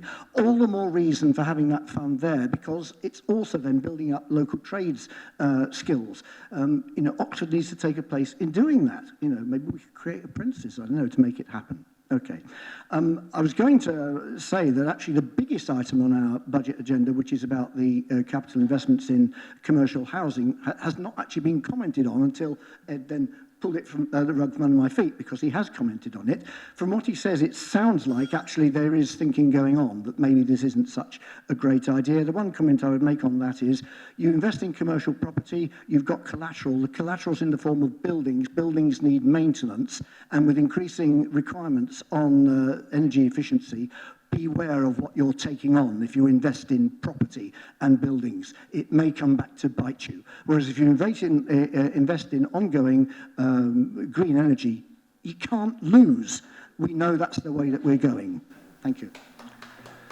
Thank you very much, Councillor Wolfe. So now we move to the vote on the Green Group budget amendment. And again, we're voting for the revenue, HRA and capital altogether. Those in favour, please show.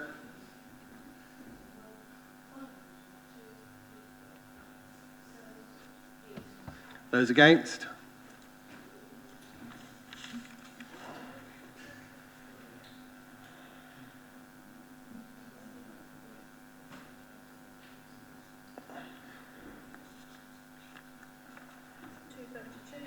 And abstentions? Okay. Well, thank you very much for that. So that amendment falls. And we are just 5 minutes away from break, so I suggest we break now. We'll have we're back at 7:20. Just to be aware, if people are thinking of tabling composite amendments, they need to do it on the form provided. And if you don't have one, go to Jennifer to get a form. You have to do that in the first 15 minutes of the break, then make sure that Nigel Kennedy has seen it to make sure it's financially viable. So thank you very much. See you back at 7:20.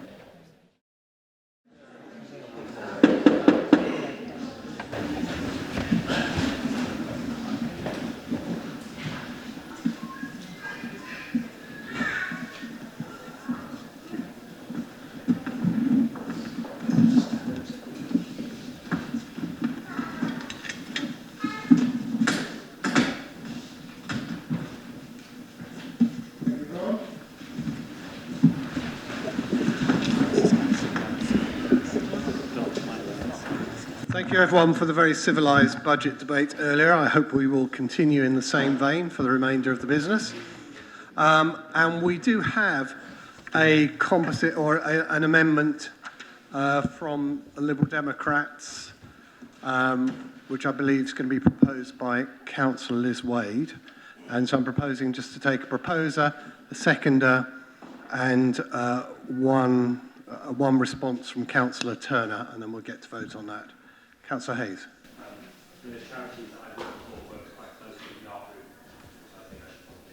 Yeah, that probably sounds sensible. Sorry, Craig, we're going straight on to this amendment, the handwritten amendment. Correct.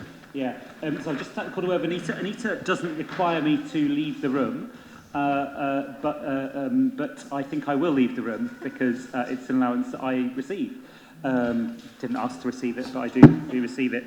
Might be worth checking how much it is. I was about to just check it because I don't think it's £5,000. But well, I believe this has been through Nigel Kennedy, so he's seen it. He's checked the schedule of SRAs. So I think to get to this point, it would have had to have been seen by Nigel. So who is going to address instead of you, Councillor Brown? Okay, so we'll just have Councillor Wade proposing. Councillor Gant seconding, and then a response from Councillor Brown. So, Councillor Wade, do you want to propose? Thank you, Lord Mayor, members. Can I talk about the art room? About the art room first. The art room is a charity that's been going since 2002, and it's been very successful, working with children who have very challenging problems. The art room has now given way to this new charity, which is called At the Bus, which is just getting underway. Some of you will know about it, clearly Councillor Hayes does. But it is to support children at primary and second levels who've got challenging behaviour, low self-esteem, all the problems that make managing ordinary school very difficult. It encourages their creativity. The new factor with At the Bus is a bus. The Oxford Bus Company has very kindly donated a bus, and it's going to be painted in extraordinary colours, and that's going to happen over the next few months. And then the bus will go to at least 2 or 3 schools to start with, and it will also be used in the school holidays. And at any one time, it probably caters for 8 or 9 children. They do artwork, which is about transformation upstairs. They take a chair or a clock or a teapot, and they make it into something different. And it really does have a very positive effect on the way that they cope with life. It's a charity which is new, it needs support. The 5K isn't going to go anywhere very much except to help with the painting of the bus, but it sends out an important signal to this charity and to our children that we are very concerned that they should all make the best they can of their school opportunities. This is outside the school, it'll be in the school grounds, it'll be parked in the grounds, and so the children are in a familiar environment, but they're also in somewhere exciting and new. And so I would ask you to support this amendment. To fund this amendment, I'm afraid, and this is not ad hominem to Ed Turner, who has been splendid tonight, and I think I'm saying that quite honestly. That's not joking at all. We need the 5K. We already have one splendid deputy leader. We don't need a second one, and that's where the 5K will come from, and I think it's a very good use of a limited amount of money. Thank you. And Councillor Gant, do you wish to speak now? No, I won't. Thank you, Lord Mayor. And Councillor Brown, would you like to respond? Yes, I would.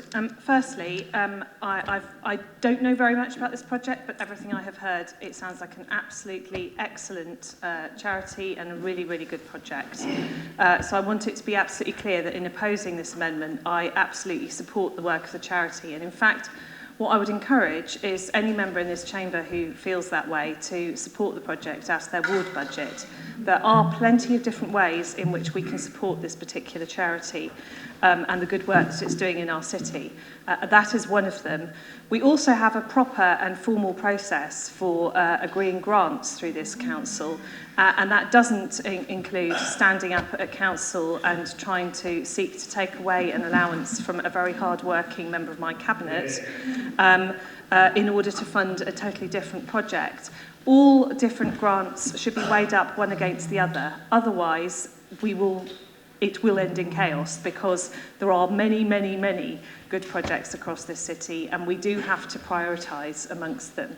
So I think this is the wrong way of doing it. I think it's particularly unfair and unprincipled to constantly, for the Liberal Dems, every year to try and have a go at Councillor Turner at the budget meeting, a meeting in which he puts huge amounts of effort into it, and to seek to take away an allowance from a really excellent deputy leader.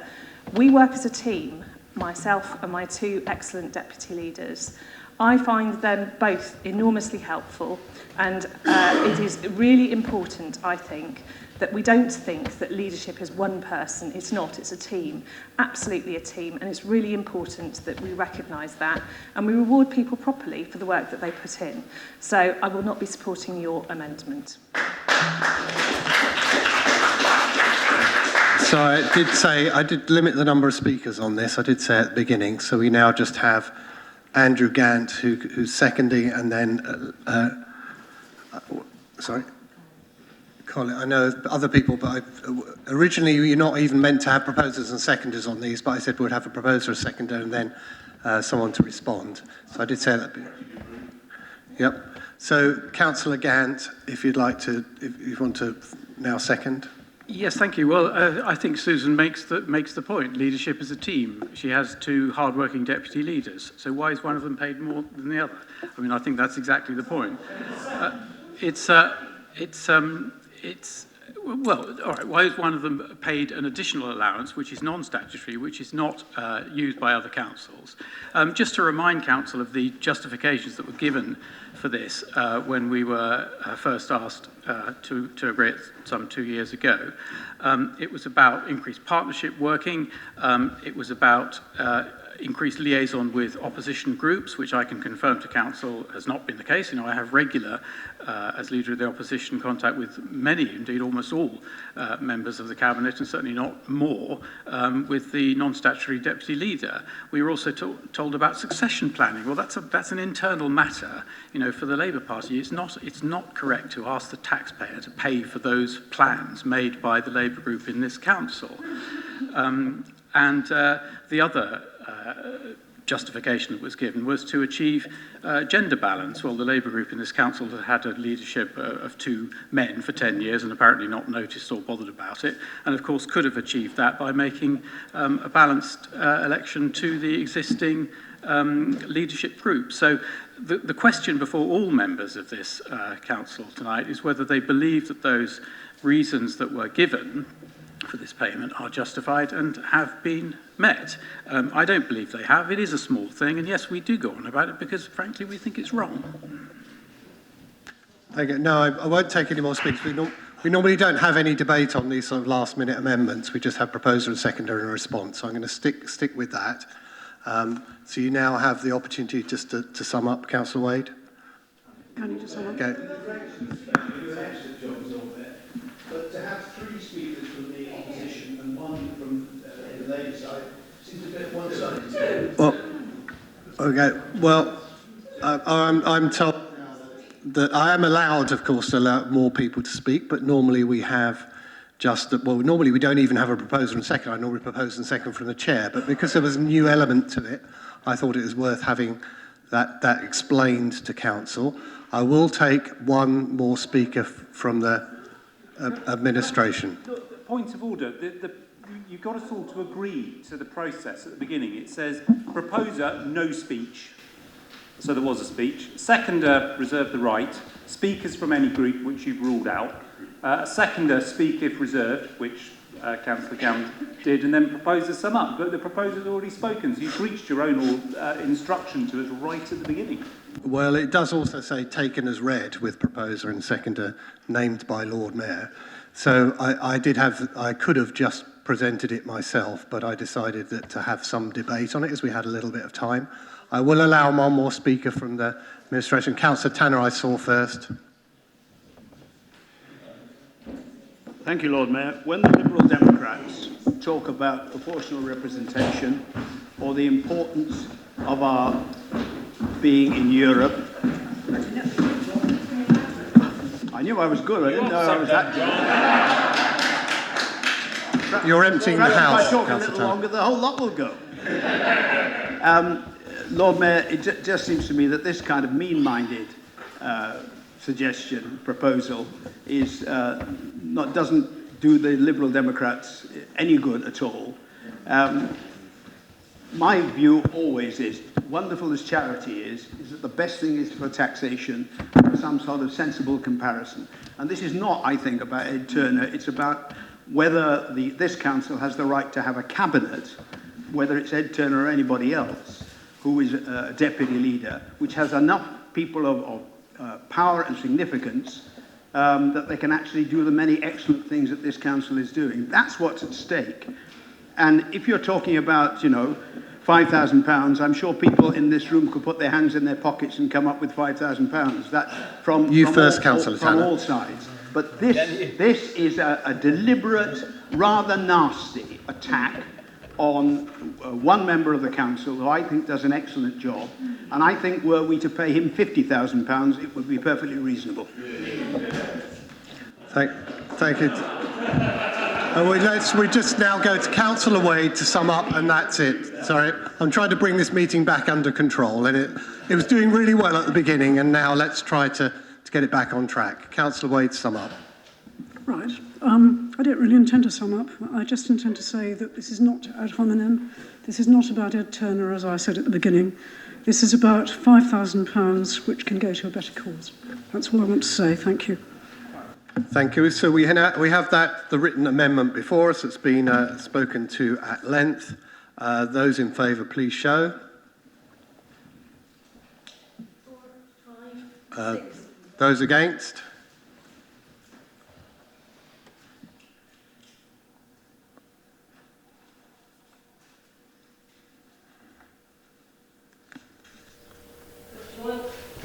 Those abstaining?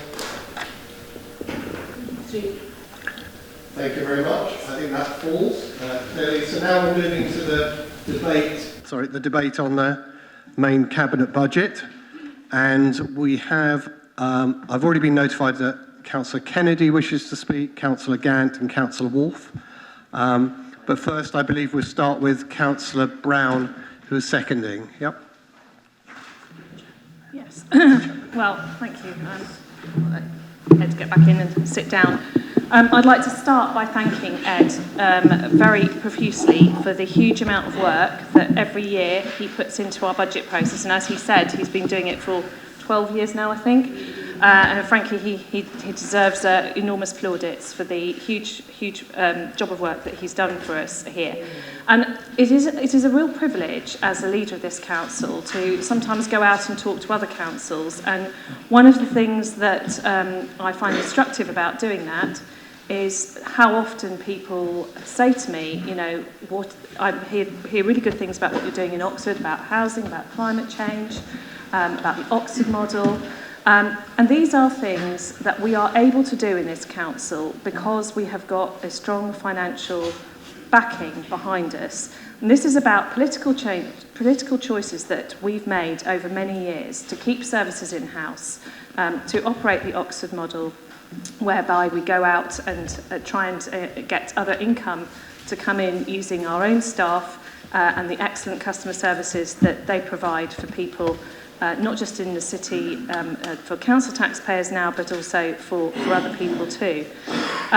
And it is that money that we are then able to put into building the houses that we know people need in our city, particularly affordable homes, to provide the protection for people that they need in living in private rented accommodation, where we know that conditions are not as good as they should be, and we need to drive up standards.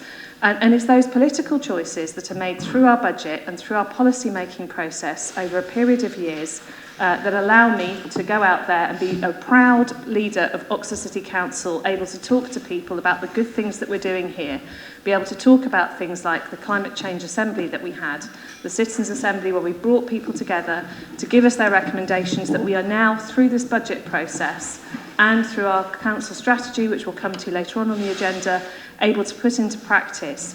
It's not going to be easy, it's going to be challenging, and it's going to require us to take everyone in the city on quite a journey with us in order to get to where we want to be. But I think that we're in a better place than I could possibly imagine compared to other councils when we look at the mess that the government has left us in terms of our finances. As James quite rightly pointed out earlier on, we only get to keep less than 8% of our business rates. It could be even less in the future. We just don't know. And we have got a considerable challenge considering that we have no government grant at all now coming into our council. So I'll leave it there, Lord Mayor. I'm sure we're going to have a very good debate on the administration budget. I think, as has already been pointed out, there is considerable agreement in this chamber, and I think we should focus on the things that we agree about as we push through this budget and are able to present it to the people of Oxford. Thank you. Thank you very much. Just so people know, I've got Councillor Kennedy, Gant, Wolfe, Chapman, Harris. Oh, and I've got quite a few more now. I've got, Hollingsworth, Rowley. We're running out of, we've got some time, Hayes, Tibble, and Smith. That's, I think, all we'll have time for, and then summing up from Councillor Turner. So, Councillor Kennedy. My Lord Mayor, I just want to make a point that I'm really pleased to see that the Council has budgeted to rebuild Bullingdon Community Centre. The centre will be environmentally well built. It will have solar panels, and it's built to the highest standards according to the new building regulations 25B. What's even more important, though, is that it will help to strengthen our communities in Lye Valley, and that's really important at the present time in the context of Brexit and all the uncertainties that brings to the variety of communities who live in my ward. So I'm really pleased to see that's in the budget, and we hope that it will be opened by Christmas 2020. Thank you. Councillor Gant. Yes, thanks very much, Lord Mayor. I mean, quite a lot of what I want to say about the budget has already been said. Just sort of on structural points about the way it's presented, there are some concerns that we've identified around the level of oversight and scrutiny that are allowed. The commentary is difficult to review, and spreadsheets without accompanying notes is confusing to those without a financial background. It's not entirely clear about the medium-term strategy about what it's trying to achieve. There's reference to a 40-year business plan for council housing, but there's no summary of what that plan is. More specifically, the budget lacks historical analysis of the accuracy or otherwise of previous budgets, and again lacks current year estimates, making it impossible to judge spending plans in the 2021 budget against current levels. On the substantive proposals, yes, of course, there is much to welcome. We would agree with that. We would characterise the approach from a financial point of view as high risk combined with cautious budgeting. The large capital programme contains significant risk of overspending and or poor value for money. For example, we are concerned about the 1.4 million for the covered market in terms of value for money, and we note a track record of overspends, principally, of course, on the Seacourt Lake, which is a significant waste of money, delivering the wrong thing in the wrong place. Providential borrowing of 160 million over 4 years is a significant expansion of the council's balance sheet and the financial risk profile of the council. But most significantly of all, and the reason that I cannot support this budget, is that we share with others the grave reservations about the wisdom of investing in commercial property at this point in the market for points that have already been, for reasons that have already been made. If the city was looking to invest in the city, there could be a possible justification of the risk in terms of social value, or even of the council seeking to take a better role in balancing its delivery of housing in the city, something which we have consistently called for. It's not our job to rewrite and business plan such a major item of expenditure, but we have significant concerns around that major element of the budget, and for that reason we cannot support it. Thank you, Councillor Councillor Wolfe. Thank you, Lord Mayor. It wasn't possible for us to put in an amendment. Our amendment was quite contrary to what has been said in this debate, actually quite visionary, built on scrutiny and budget recommendations, and would have made a big difference, £24 million or so going into green initiatives, which is now not going to go into green initiatives or may not go into green initiatives. And the reason is they were complex. It was capital and it would have had revenue implications. It would have become a very messy amendment and wouldn't have been possible. However, I'm fairly confident that in the course of presenting it, we have been heard. Many good things have been said. The National Audit Office very conveniently backed us up today about the capital investments in commercial property. A £30 billion investment bubble has been created by local authorities, which wasn't there 10 years ago, and it's only a matter of time before that comes back to bite us. I don't believe that your budget mandates you to make that expenditure, so there's no point in getting excited in amendments about that now. The point has been made, you've heard it, and you know that there is an opportunity. I would urge a little bit more imagination and vision, shall we say, more scrutiny perhaps of the genuine possibilities of financial returns from investment in green energy and infrastructure. I think there's a measure of caution and conservatism about that which isn't warranted. It can produce good returns, and if you decide that you want to borrow to spend somewhere else, please consider what we have already said in your amendment. I know you will. Cave Street, the point has been made, it's a bit late in the day. Well, absolutely. It was in the Green Budget Amendment 2 years ago, and the opportunity may have been lost to use that site on Princes Street. That's a pity. Nonetheless, the site at Cave Street, about which I think there's now been more clarity about which site we're talking about, remains. It remains in the council's ownership. Please don't sell it. It's a precious asset and needed for housing. So, and I'm sure that has been heard too. Can I just spell that out? The Passive House Fund, 2.9 million, which we floated, which might not have been needed, wasn't just like giving money, it was a revenue earner as well. Our projection was that it would produce a 7% return. The comment was that this had not been tested. Yes, it hadn't been tested. Nottingham is ahead of us, and they're doing it already. So I do suggest that you watch that development very closely and consider it was done by a thing called a comfort charge. In other words, people pay a little bit extra for the property, but they get it back in reduced energy bills, and you can reclaim capital that way. So watch. We've missed the opportunity here now, which is a pity, but watch what Nottingham does, please. So in general, on the budget, disappointed in the opportunities Sorry, I have lost, to finish off but now. a good budget nonetheless, and I will be supporting it. Thank you very much. Councillor Chapman. Thank you very much, Lord Mayor. You judge a budget, I think, by assessing whether the big planks are in place. And one of the big planks is the £18 million investment over 4 years in our direct services. I think it's been interesting tonight. We've been arguing about £5,000 here and there.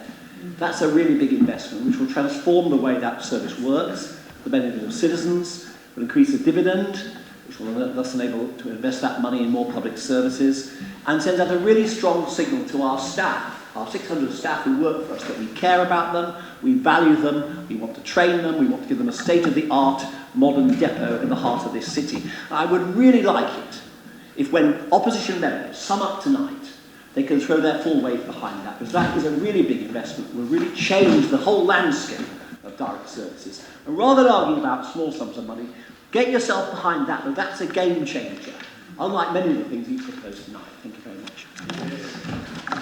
Councillor Harris. I would like to pick up on something that Councillor Turner said right at the beginning, which I actually agree with, which is that he commented that the council was maintaining its council tax discount scheme. Absolutely excellent and right. But I understand that at the previous meeting, Councillor Turner purported to contrast this with what Liberal Democrat councils in the area were doing, and suggested that it was a sort of unique Labour initiative. And I have looked into this, and the 3 Liberal Democrat councils in this area, all elected 10 months ago, are all introducing schemes of this kind. So I hope we will not make this a party political issue. And I think that does go a little bit wider, because Councillor Turner also made a somewhat disparaging remark about South Oxfordshire Council in the course of his speech. Now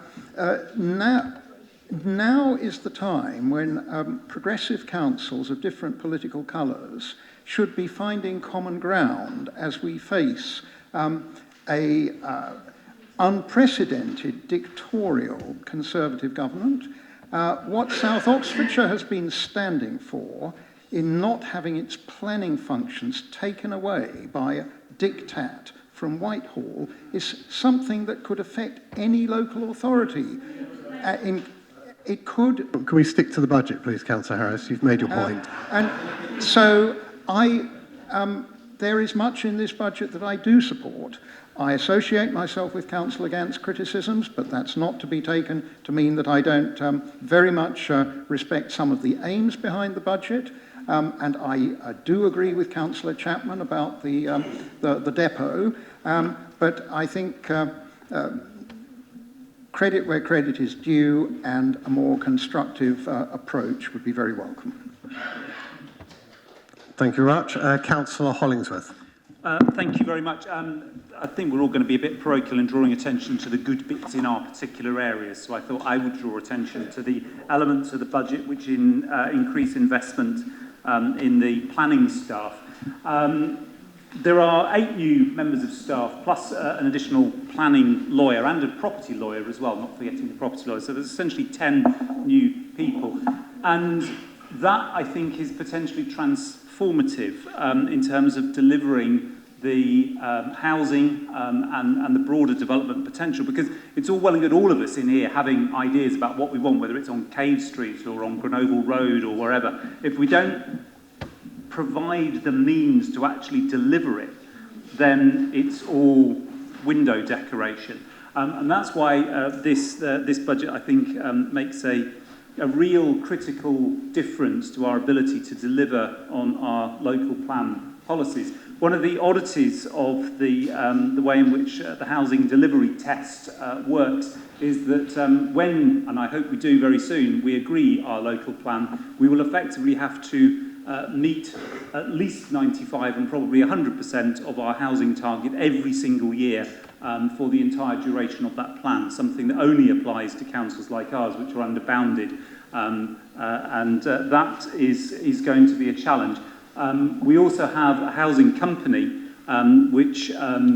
whose profits are a significant part of our medium-term financial strategy. Again, those profits are only delivered to the council and are therefore only there to support things like our expenditure on homelessness, on arts budgets, or whatever it is that we want to do, if that housing company is able to develop the sites which it is trying to develop. And that's, again, why you need to invest in things like planners. It's not sexy, but on the other hand, it is critically important. So I think from that point of view, that investment in the back office is actually all about delivering not just homes, but about delivering the ability for this council to actually spend on the things which other councils have ceased to be able to spend money on.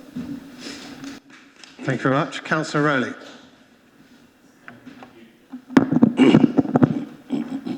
Thank you, Lord Mayor. It's becoming a bit of a cliche to say this is an ambitious budget in challenging circumstances, but that was rather highlighted this morning when the Chancellor of the Exchequer decided to bail out rather early in the lifetime of the new government. Contrast that with the stability in this council. My good friend Councillor Turner has now delivered more budgets than Gordon Brown. Almost as many as Vladimir Putin.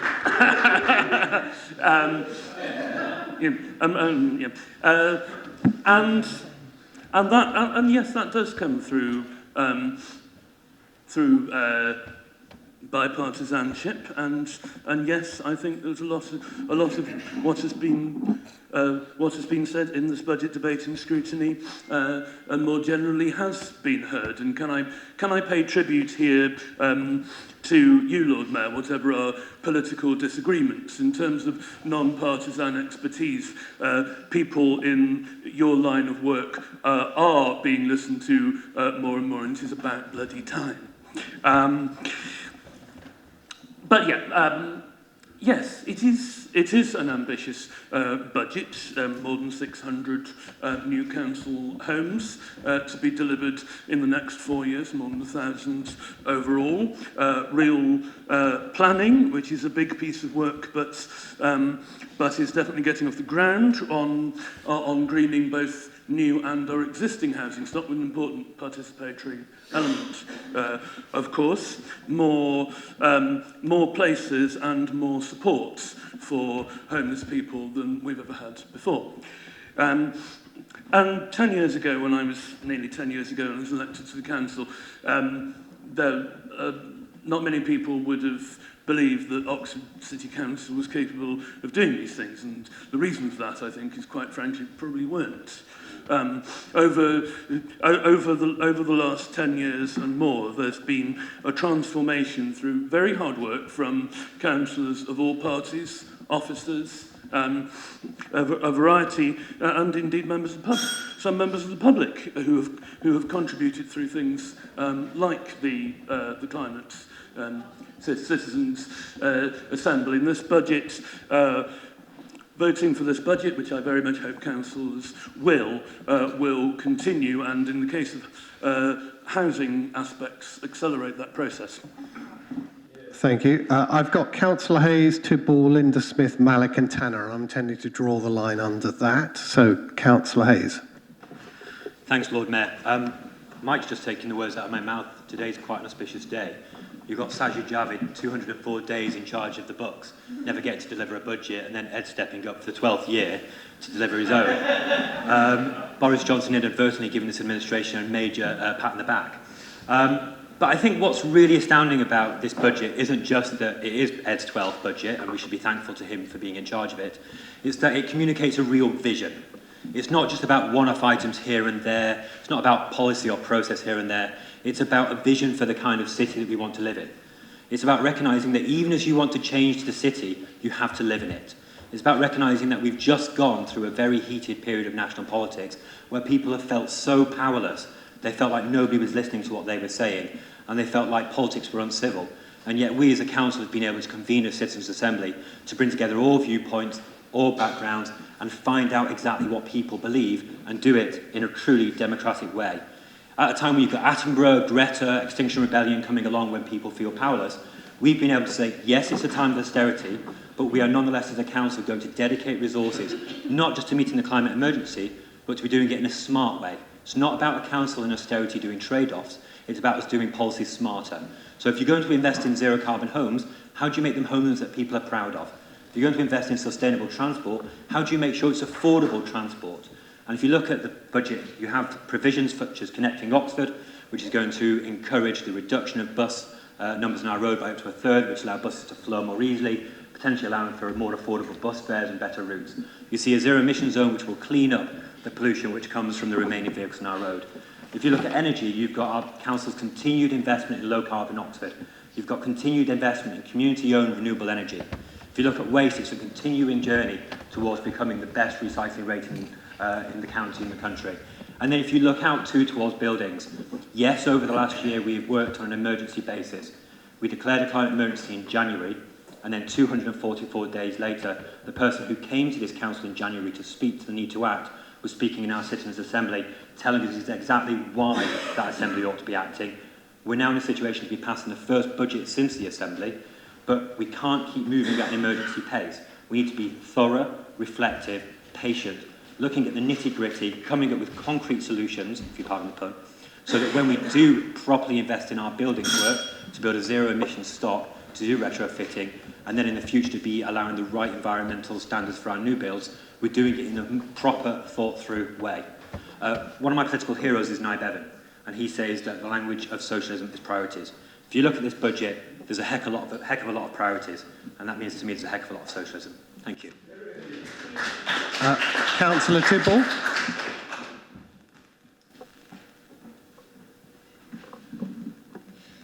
Thank you, Lord Mayor. In the face of a decade of cruel austerity under the coalition and Conservative governments of the last 10 years, local government funding has been cut beyond recognition. This has reduced our revenue support grant down to 0.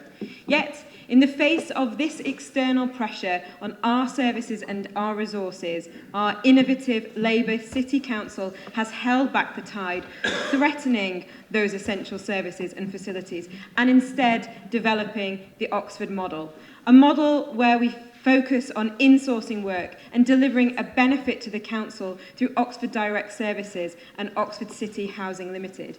And it is thanks to Councillor Turner and my former ward mate, Councillor Bob Price, as well as our astute leader and deputy leader, Councillors Brown and Smith, that this model has been embedded in our council to enable us to achieve the values, Labour values, that we see in today's budget, tackling poverty, supporting people to meet their ambitions, and investing in our diverse and vibrant communities.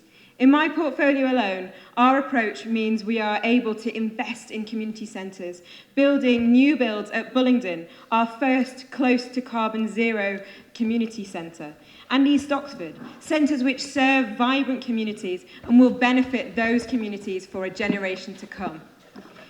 We continue to provide full council tax reduction to those on the lowest income while making the system simpler. This demonstrates our commitment to preventing homelessness and our support to financially vulnerable people in our communities. The 100% discount benefits more than 1,000 people in this city, 1,000 households in this city, and provides significant financial benefit to those who have suffered the most from the cumulative impacts of policies like welfare reform. Government funding cuts mean that 3 million more households across England now have to pay some council tax or greater proportion of their bill than in 2013. I'm proud that Oxford is bucking that trend and doing what we're doing to protect people who can least afford to pay the price of austerity. And this model means we are preserving the City Council's grants pot, which is a great benefit to charities and organisations right across this city in a range of areas. I am proud to support today's budget and the vision it will enable this council to create for the people of Oxford. Thank you, Councillor Tibble. Linda Smith, Councillor Linda Smith. Thank you, Lord Mayor. This budget increases our investment in preventing homelessness and rough sleeping to 7.4 million next year. The increased investment means that the council will be spending an extra 1.2 million on tackling homelessness and rough sleeping compared to this year, and that's a 19% increase. This will allow the council to continue its transformation of homelessness services with the full opening of the new services at Floyd's Row. It will fund 256 bed spaces for rough sleepers in the city, day services and positive activities, and a wide range of support services to help people leave homelessness behind and move on into long-term sustainable tenancies. Rough sleeping is the most visible form of homelessness, but this council is committed to preventing and reducing all types of homelessness. This council's duty is to prevent and relieve homelessness, and this year we successfully prevented or ended homelessness for 458 families.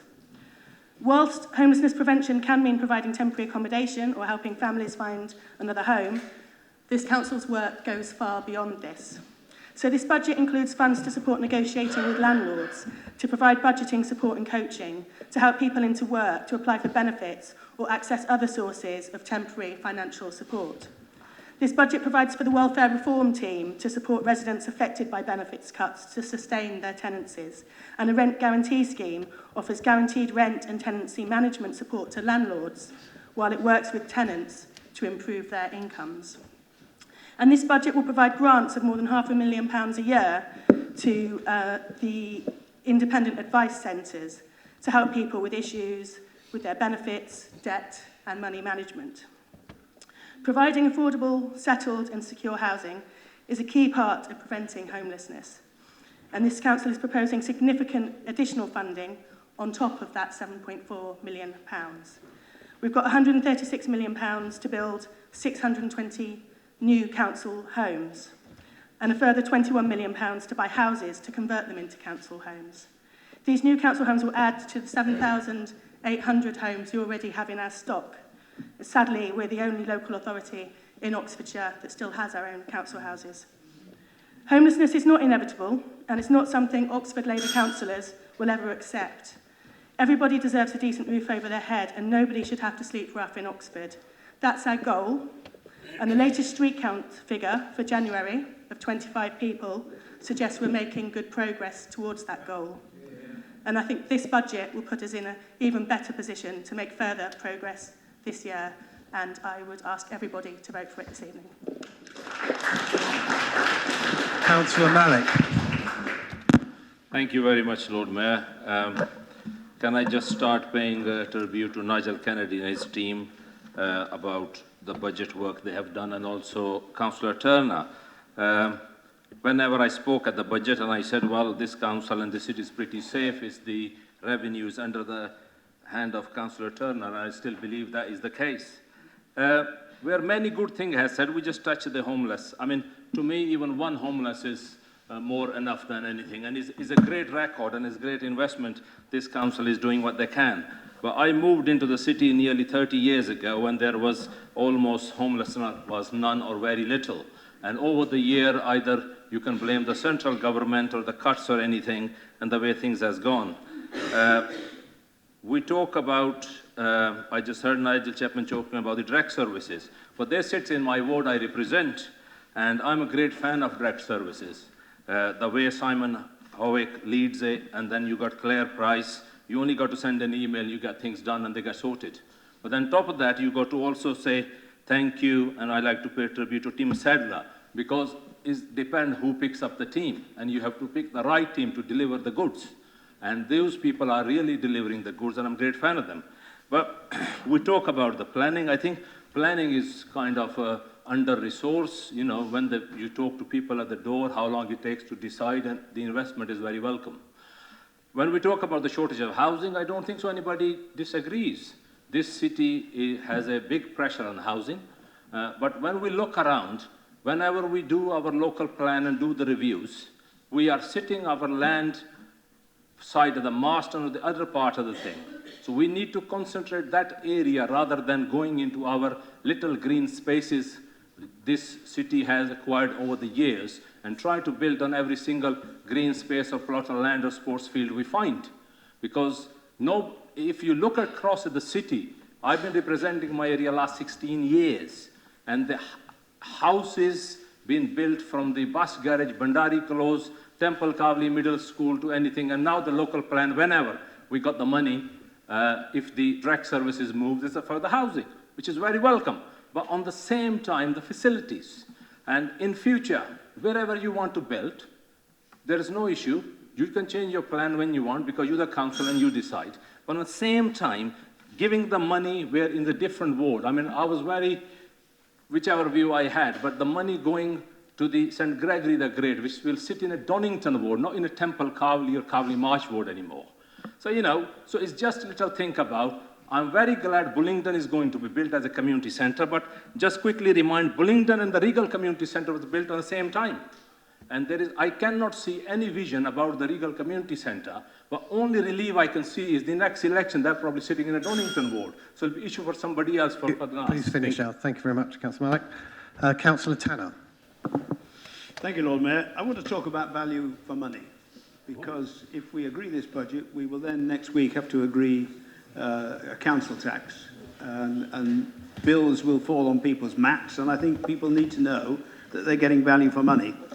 And I think we need to remind ourselves that at Band D, the average house, the average kind of council tax, we're asking people to pay less than £6 a week, £5.78 to be precise, if the police stick with their proposals, £5.78, which is a relatively small amount of the total council tax that people pay. People often forget that 73%, 3/4 of the council tax that they pay doesn't go to the city council or the police, it goes to the county council.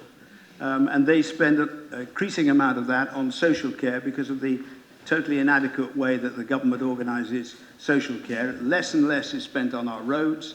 And, you know, I'm not at all certain it's value for money, and I think it's the wrong people paying in the wrong way. But as far as the city council bit is concerned, less than £6 a week at Band D does seem to me very good value, whether you're talking about grants to the arts, whether you're talking about allotments, community centres, playgrounds, all these things the city council does, not the county council, not the police.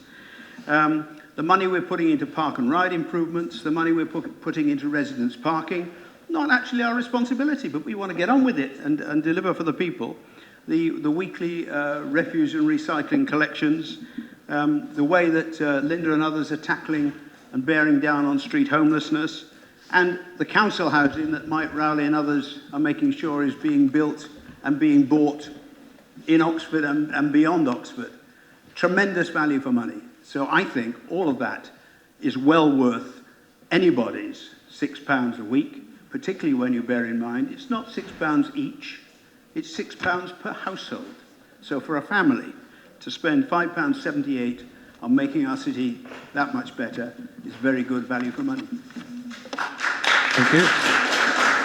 I'd just like to say a few words myself before handing over to Councillor Turner to sum up.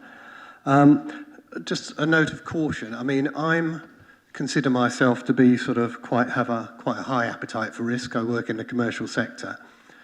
But I think the council has got a big challenge in front of itself, and I think that's been recognised. But we have got things like investment in housing, investment in commercial property, investment in ODS, investment in schemes like Oxford. And we haven't got a great track record of delivering some large projects. So I think we need to be careful. And so I do think we need to look at divesting some of that money into a sort of more diverse portfolio of assets. And so bonds and shares, the sort of thing you get in renewable schemes, is a useful home for some of that money, and will de-risk some of that. I do think there's every chance we've bitten off a little bit more than we can chew. And I say that as someone, when I was chair of finance, who was very keen that we invested, became a social enterprise and acted as one. So I don't say that from a position of being overly cautious. So I just would strike a note of caution. I will be supporting the budget, but I do think we won't know about some of these great profits and returns we're going to see from things for 3, 4, 5 years. So I think we do have a bumpy time ahead. And if all things go pear-shaped at the same time, then we're going to be in big trouble. So I do think we need to look seriously about the range of things we're investing in, and to look at maybe a safer home for some of that borrowing and some of that money.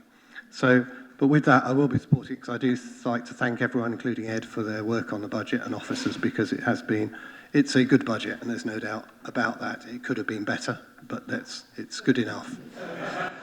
So over to you, Ed, for summing up. Thanks, Lord Mayor. Gosh, from Dick's excellence, you're good enough. I don't know what to make of it. I must admit, people have been so nice to me. I sort of rather hope the Liberal Democrats put down their same amendment next year. People have been so generous in their comments. I mean, look, it's been a good debate. I really appreciated all of the contributions. I can't mention them all, but I do think we've covered such a range of things, from Susan talking about the Oxford model and how it's setting the pace nationally, Pat's recognition of the Bullingdon Community Centre, Alex bringing out what our investment in planning will mean, Tom putting our work on climate change front and centre, Marie reminding us of how this links to our values. Linda mentioned £7.4 million of work on homelessness, and I think actually we should really commend Linda for the way that she's led the charge on that. Saj made some good points about planning, and actually in a way I agree with his philosophical point, and it'll link to something else, which is about making sure that we can keep some of the really valued green spaces in Oxford. Of course, that requires things like an urban extension. And one of the reasons why I have to say I don't share the same assessment of the wisdom of the new administration in South Oxfordshire is that they're focusing their attention on stopping us getting a much-needed urban extension and stopping people in Oxford in housing need living there. So that's factually wrong. Well, no, I don't think it's factually wrong, and we can carry on talking. Well, come on, what's factually wrong? Actually, in a moment, Lord Mayor. And I think John Tanner is absolutely right in talking about the value that people get from their council tax. In terms of large projects, Lord Mayor, I would have a different assessment when I think about the fact we're one of the first councils to start building council housing again, when I think about the way we built up ODS as an organisation. To me, those are, or our new leisure centre, for example, at a new swimming pool at Blackbird Leys. I think those are really good projects which you know, we can be really, really proud of, and I think we will be able to take it to the next level. I have to say, Councillor Gant wants more information on how future budgets have gone. I would commend to him the regular quarterly monitoring reports which are received, which provide evidence of how the budget's going this year, and you can flick through the archive and see how they go in previous years. And then just the last perhaps comment on council tax reduction scheme. I was having a little look at the, prompted by Councillor Harris's comments about what the Vale of White Horse are doing. It is true they are making their scheme more generous. It is also true that for many people there will still be a minimum charge regardless of income. But I think it was also a nod actually to a harmonised scheme in their budget report, and certainly if they would like to talk to us about harmonising the scheme, a scheme which is more generous to people on low incomes, that's a conversation we'd welcome. Is that it, or do I get one more minute? 30 seconds, how exciting. I mean, Lord Mayor, I think it's been, by and large, a good-tempered debate. I think, yet again, it has brought out how much the values which we've talked about in our budget are things which we can agree on. I think we also agree that Oxford is an innovative council. I think we've all agreed in many ways about the changes that we want to see happen in our city, and we've agreed. I talked about swimming against the tide. I think we've decided what's come out here is that we want to swim together, and so with that, I would like to move the budget.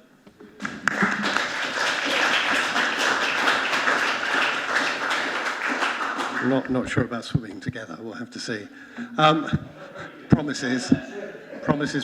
Okay, so now we'll move to a recorded vote now. So, Jennifer, would you like to lead the charge on the recorded vote?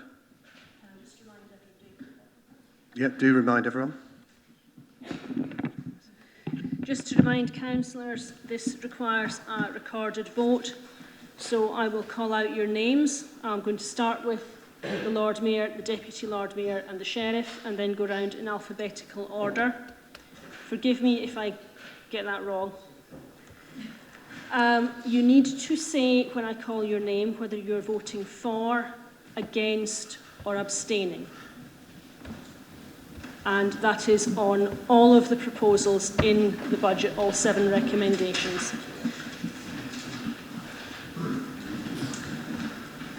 Lord Mayor? For. Deputy Lord Mayor? Abstain. Sheriff? Abstain. Councillor Arshad? For. Councillor Azad? For. Councillor Aziz? For.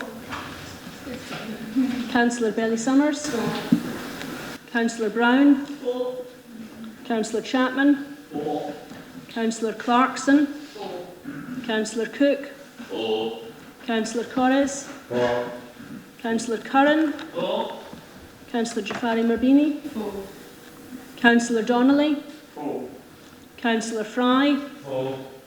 Councillor Gant? Against. Councillor Haynes? For. Councillor Harris? Against. Councillor Hayes? For. Councillor Henwood? For. Councillor Hollingsworth? For. Councillor Howlett? For. Councillor Humberston? For. Councillor Kennedy? For. Councillor Landell Mills? Abstain. Councillor Lloyd Shebegson? For. Councillor Ligo? For. Councillor McManus? For. Councillor Malik? For. Councillor Munkongi? For. Councillor Pressel? For. Councillor Rowley? For. Councillor Rush? For.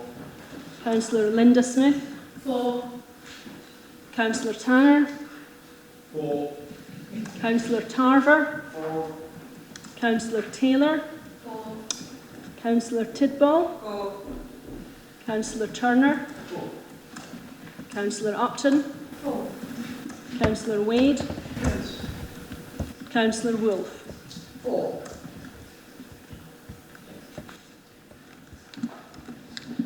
Thank you very much. Do you want to? Yeah, if you want to do the sums. So that's 37 for, 3 against and 3 abstentions, Lord Mayor. So that budget passes. Congratulations, Council, for passing another year's budget.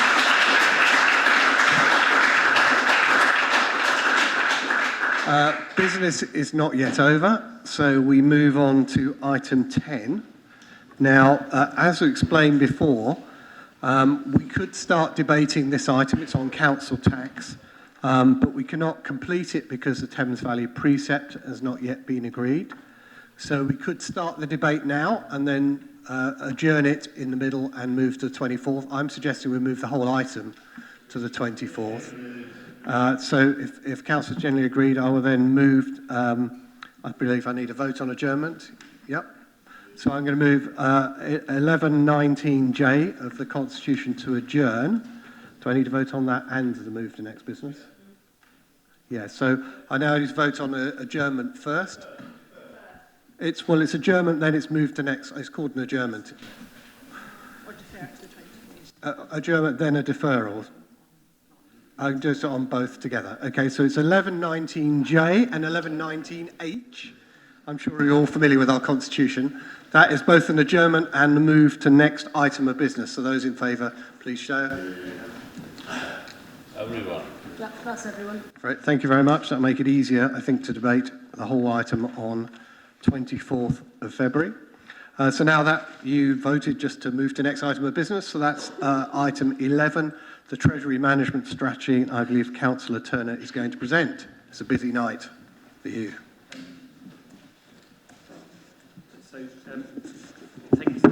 So, thanks, Lord Mayor. I mean, it is, but I'll keep this relatively short and sweet. I think the big change in this is the increase in the limit for non-specified investments, which has been performing well for us, and I think that will go well. Other than that, this is a relatively steady-as-she-goes strategy. Clearly, it also covers our loans to our companies. If there's any points of debate, then we can talk about them. At this Cabinet meeting, Councillor Hollingsworth asked a question about links to the coronavirus, which caught me slightly at left field, but there may be other questions on this as well. We need a seconder. I think Councillor Hollings is going to second. Do you reserve your right, or do you speak to it? Yeah, I'm still troubled by Councillor Turner's views on coronavirus, so I'm going to wait to hear them. I think that might well be off topic. I'm just hesitating to guess there. But do we have any questions, comments on Treasury Management Strategy item 11? Okay. It's been a long night, so Councillor Hollingsworth, you can now speak. So I don't think there's any need to sum up, Councillor Turner. So let's move to a vote on item 11. Those in favour, please show.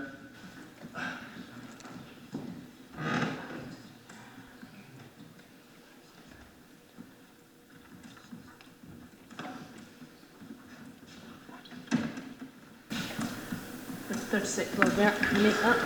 Those against? Abstentions? Sorry. 6.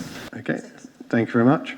So that passes. We're now moving on to item 12, the capital strategy. Again, it's you, Councillor Turner. You wish to introduce the item? Yeah, I can do briefly, Lord Mayor. It's our capital strategy, which is a useful document. I think I see it as an underpinning document, really. It kind of implements decisions which are taken elsewhere. A couple of changes, obviously one in relation to the much discussed property investment, and then also the links with our companies. It also implements the changes in process around the capital programme, which we talked about at previous meetings. Do we have any questions or comments on item 12? I said seconder, I should say to Councillor Hollingsworth, seconder. Any questions or comments? Okay, let's move to a vote. Unless you want to say anything, Councillor Hollingsworth? Nope. Okay, so those in favour, please show.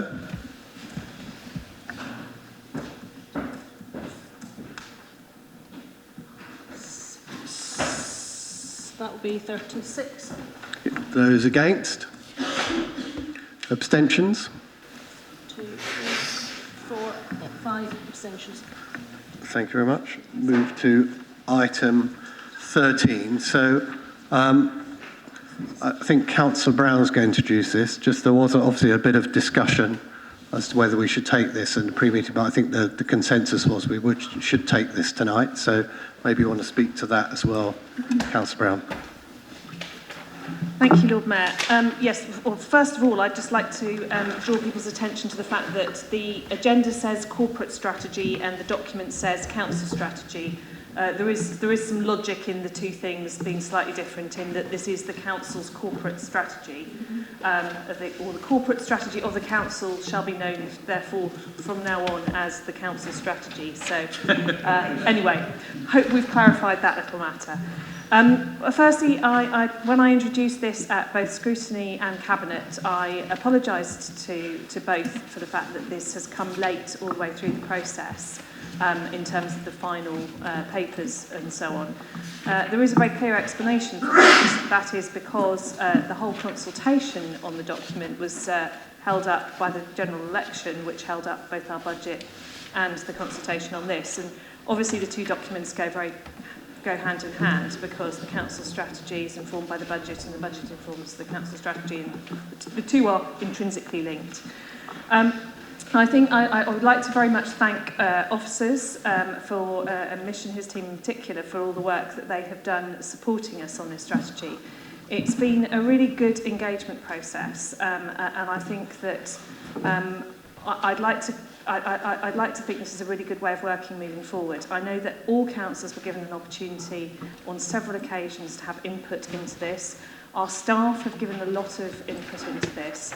By the time we got a document that went out to consultation, it had been through a number of different iterations, been to scrutiny twice, and had actually had a lot of changes put into it as a result. So it's perhaps no great surprise that at the end of that process, we've ended up with a document where there was a large amount of agreement from the public in support of the document, and there are relatively few changes recommended in this report, mainly around some of the language and just making it a bit simpler. But it is a really important document because this is the document that will be guiding us in terms of our policy moving forward over the next 4 years. And I think it is a good document because it's nice and simple.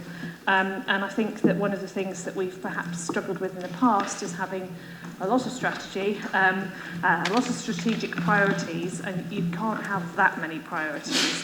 So I think the fact that it summarises our priorities very simply, to enable an inclusive economy, to deliver more affordable housing, to support thriving communities and pursue a zero-carbon Oxford. And we had a good debate at many different levels about exactly how those should be worded, but that was where we had the common agreement. The document itself goes into more detail on all of those issues, but I'm hoping that because this has been before you all so many times, you're all quite familiar with it. Nothing substantial has changed as a result of the consultation, so I'm hoping that people will be very happy to support this excellent document today.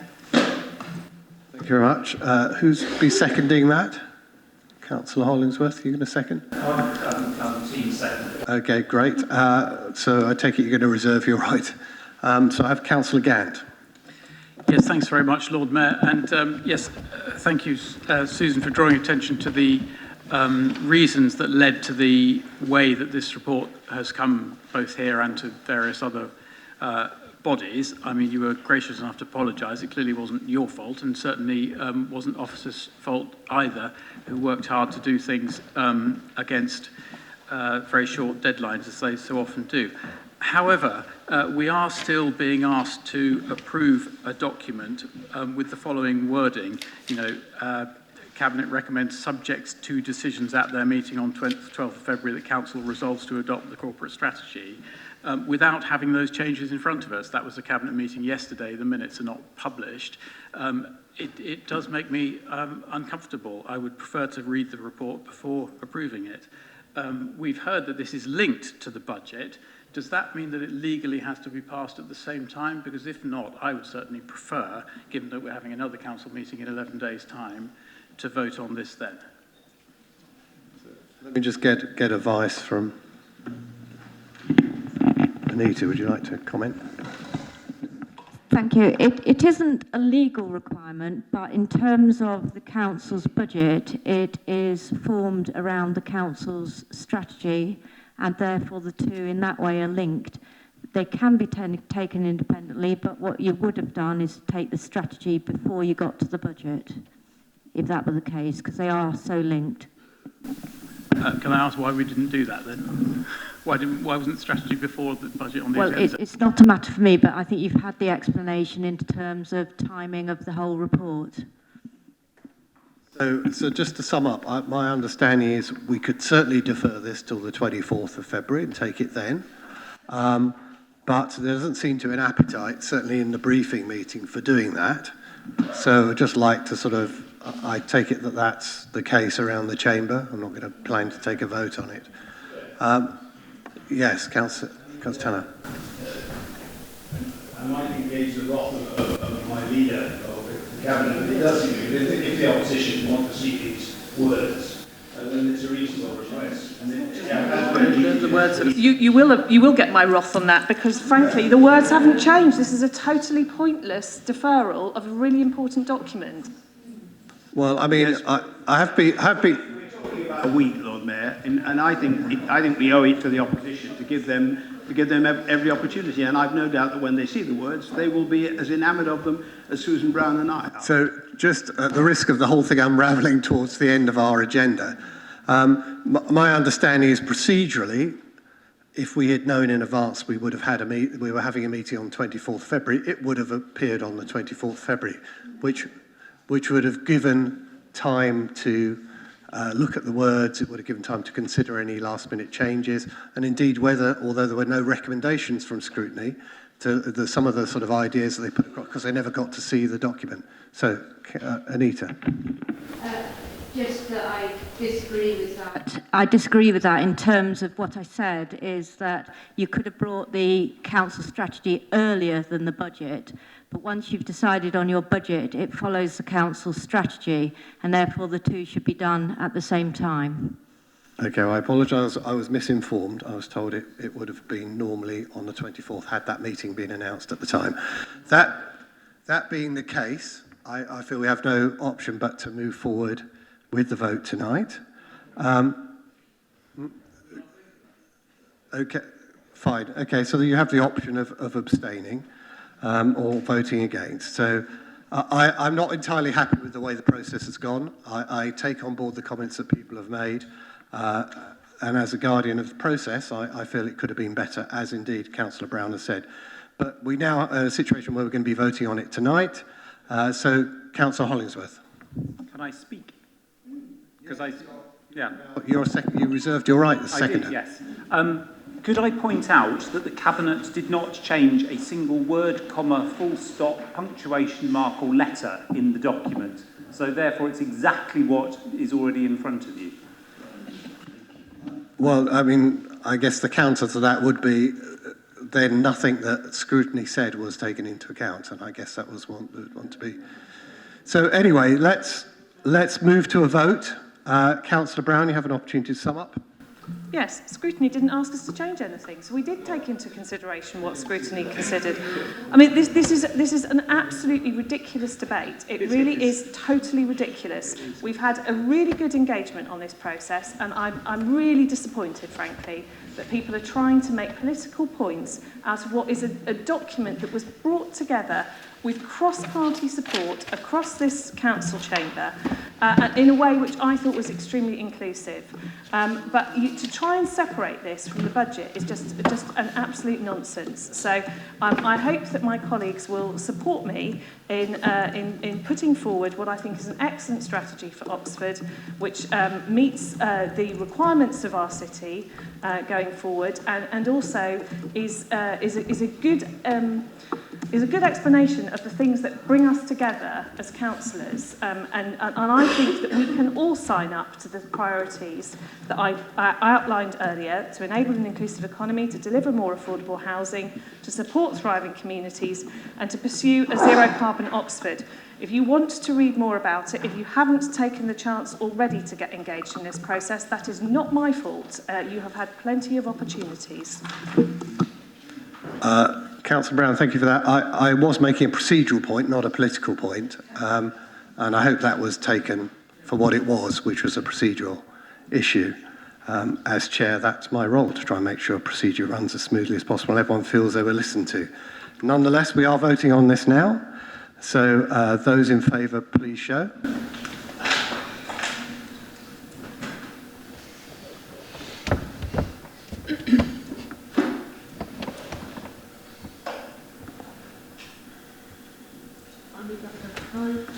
Those against? And abstentions?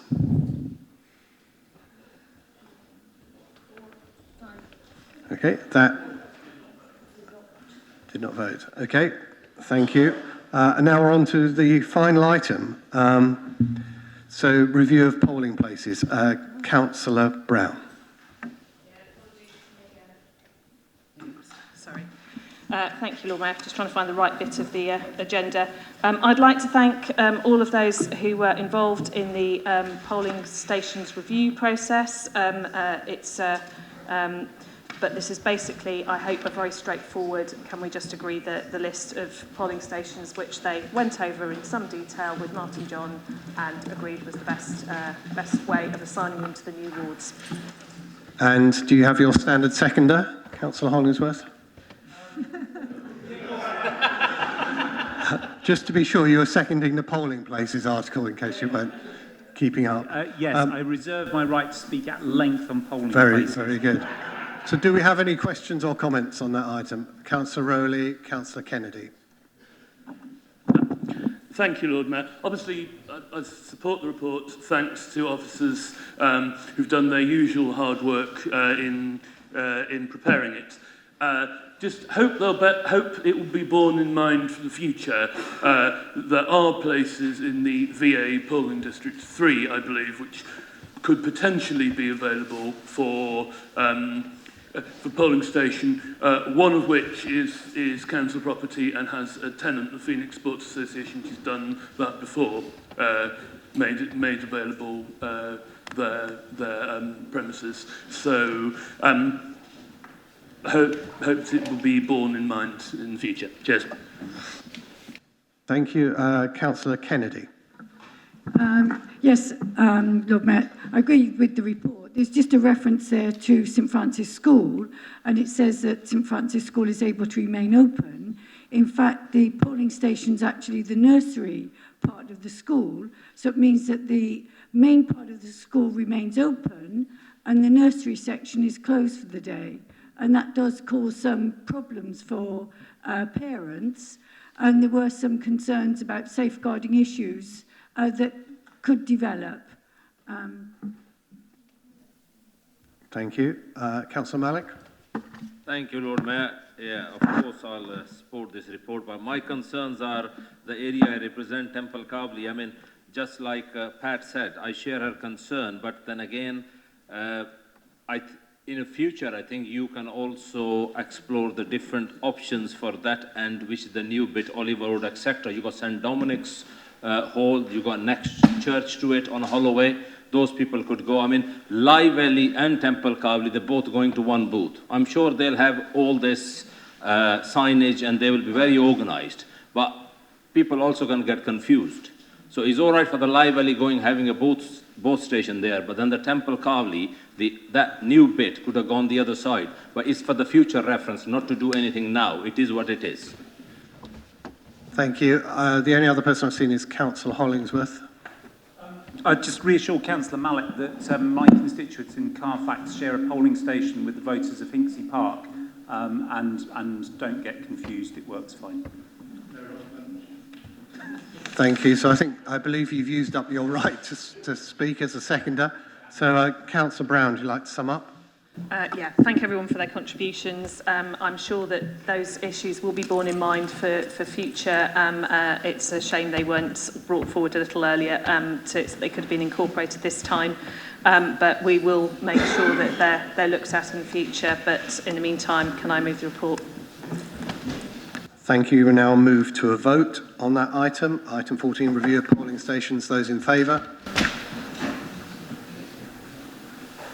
Everyone. Done. That's all but one. Okay, those against?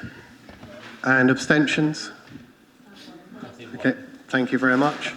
That brings to the end our business. I will thank you very much for your civil behaviour, generally civil, and I will see you all, hopefully all of you, on 24th of February at 6 o'clock. So 6 o'clock. Thank you, Lord Mayor. Thank you.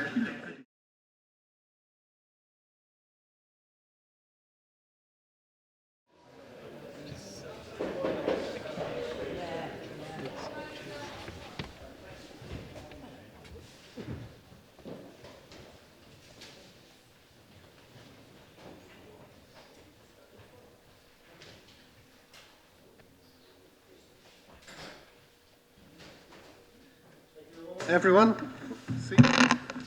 Don't have a deputy here today, so if I keel over, we're in trouble.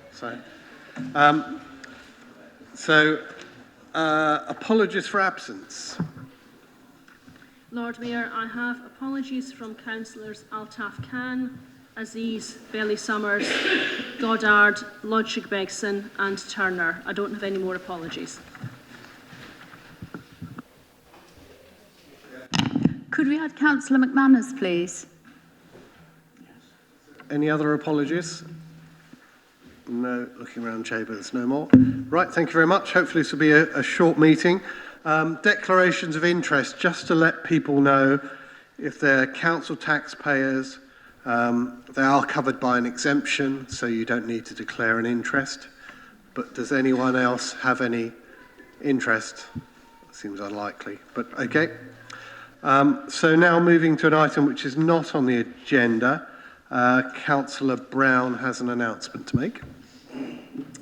Thank you very much, Lord Mayor. It's my very great pleasure to announce the civic office holders for next year. First and foremost, your successor as Lord Mayor, and I'm really, really delighted to say that it's my fellow ward councillor, Mark Ligo, who's agreed to.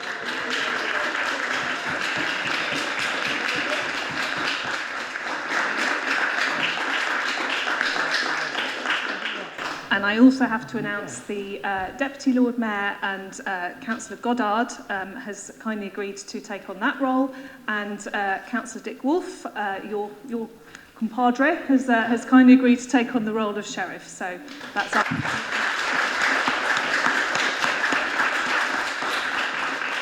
And of course, Councillor Goddard's not here today, but I know there'll be a press release, I think, going out, so he'll find by press release. Hopefully he has agreed to it. And Mark, you're a tough act to proceed, so there we are. Good, so I'm sure you'll have as great a time as I had. And just talking about Lord Mayor's business, I'll be very brief, but there is the Lord Mayor's charity banquet and music event. So those who have not yet bought tickets, 15th of March, 2 events, a music event at 4:30, the 5-course wonderful meal at 7 o'clock, and the money goes to charities, Asylum Welcome, and a Low Carbon Hub. And it's at the Tree Hotel in Iffley, and so people want tickets, they can email civicoffice@oxford.gov.uk. You can get tickets online, but you pay an extra charge, so do get them locally. And on Wednesday, I'm off on the Twin Towns tour, going to see Leiden and Bonn and Wrocław, so by train, yep. And so if anyone has any last messages of friendship to convey, I've had quite a few people I asked for messages of support and friendship to hand over to our European friends and colleagues, so I still can accept those by email if you want to send those to me, and I'll pass those on. We don't really have a facility to ask questions, but if it's a very short one. Mayor, I was just going to say, I'm sure you have the support of the whole chamber, and I wish you bon voyage. Thank you very much. Well, you don't need to applaud. I think you're more applauding John than anything else. So now we move on to the substantive item of business, which is item 3, which is council tax 2020-21. And if people remember, this was deferred from last meeting because we were waiting for the police precept. So I think Councillor Brown's going to introduce it. Thank you very much, Lord Mayor. Yes, first of all, just want to apologise to everyone for having to come back here today, but as you all know, it's not our fault. And I think there are many councils up and across the whole of the Thames Valley in the same position as we are, having to meet again, which is a great shame, but we do understand how it's come about. So I don't think there is much more to do because we had our debate in our last council meeting, so I just wish to formally move the council tax report. Thank you. And we have a seconder. Councillor Hollingsworth, standard seconder. Do you wish to speak? No, fine. I just have one point which was raised last time, if I just ask, but Nigel, you mentioned that we hadn't actually got our settlement through from government. And you were hoping to report it today. Have we got any news?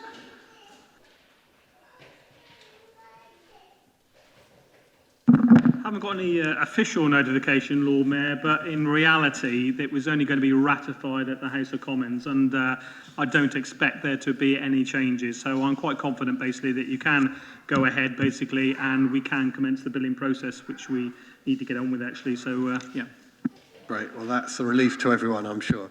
So, does anyone want to have any questions or comments? I'm leaving the chamber, Lord Mayor, because I don't agree on the Lord Mayor's situation. Sorry.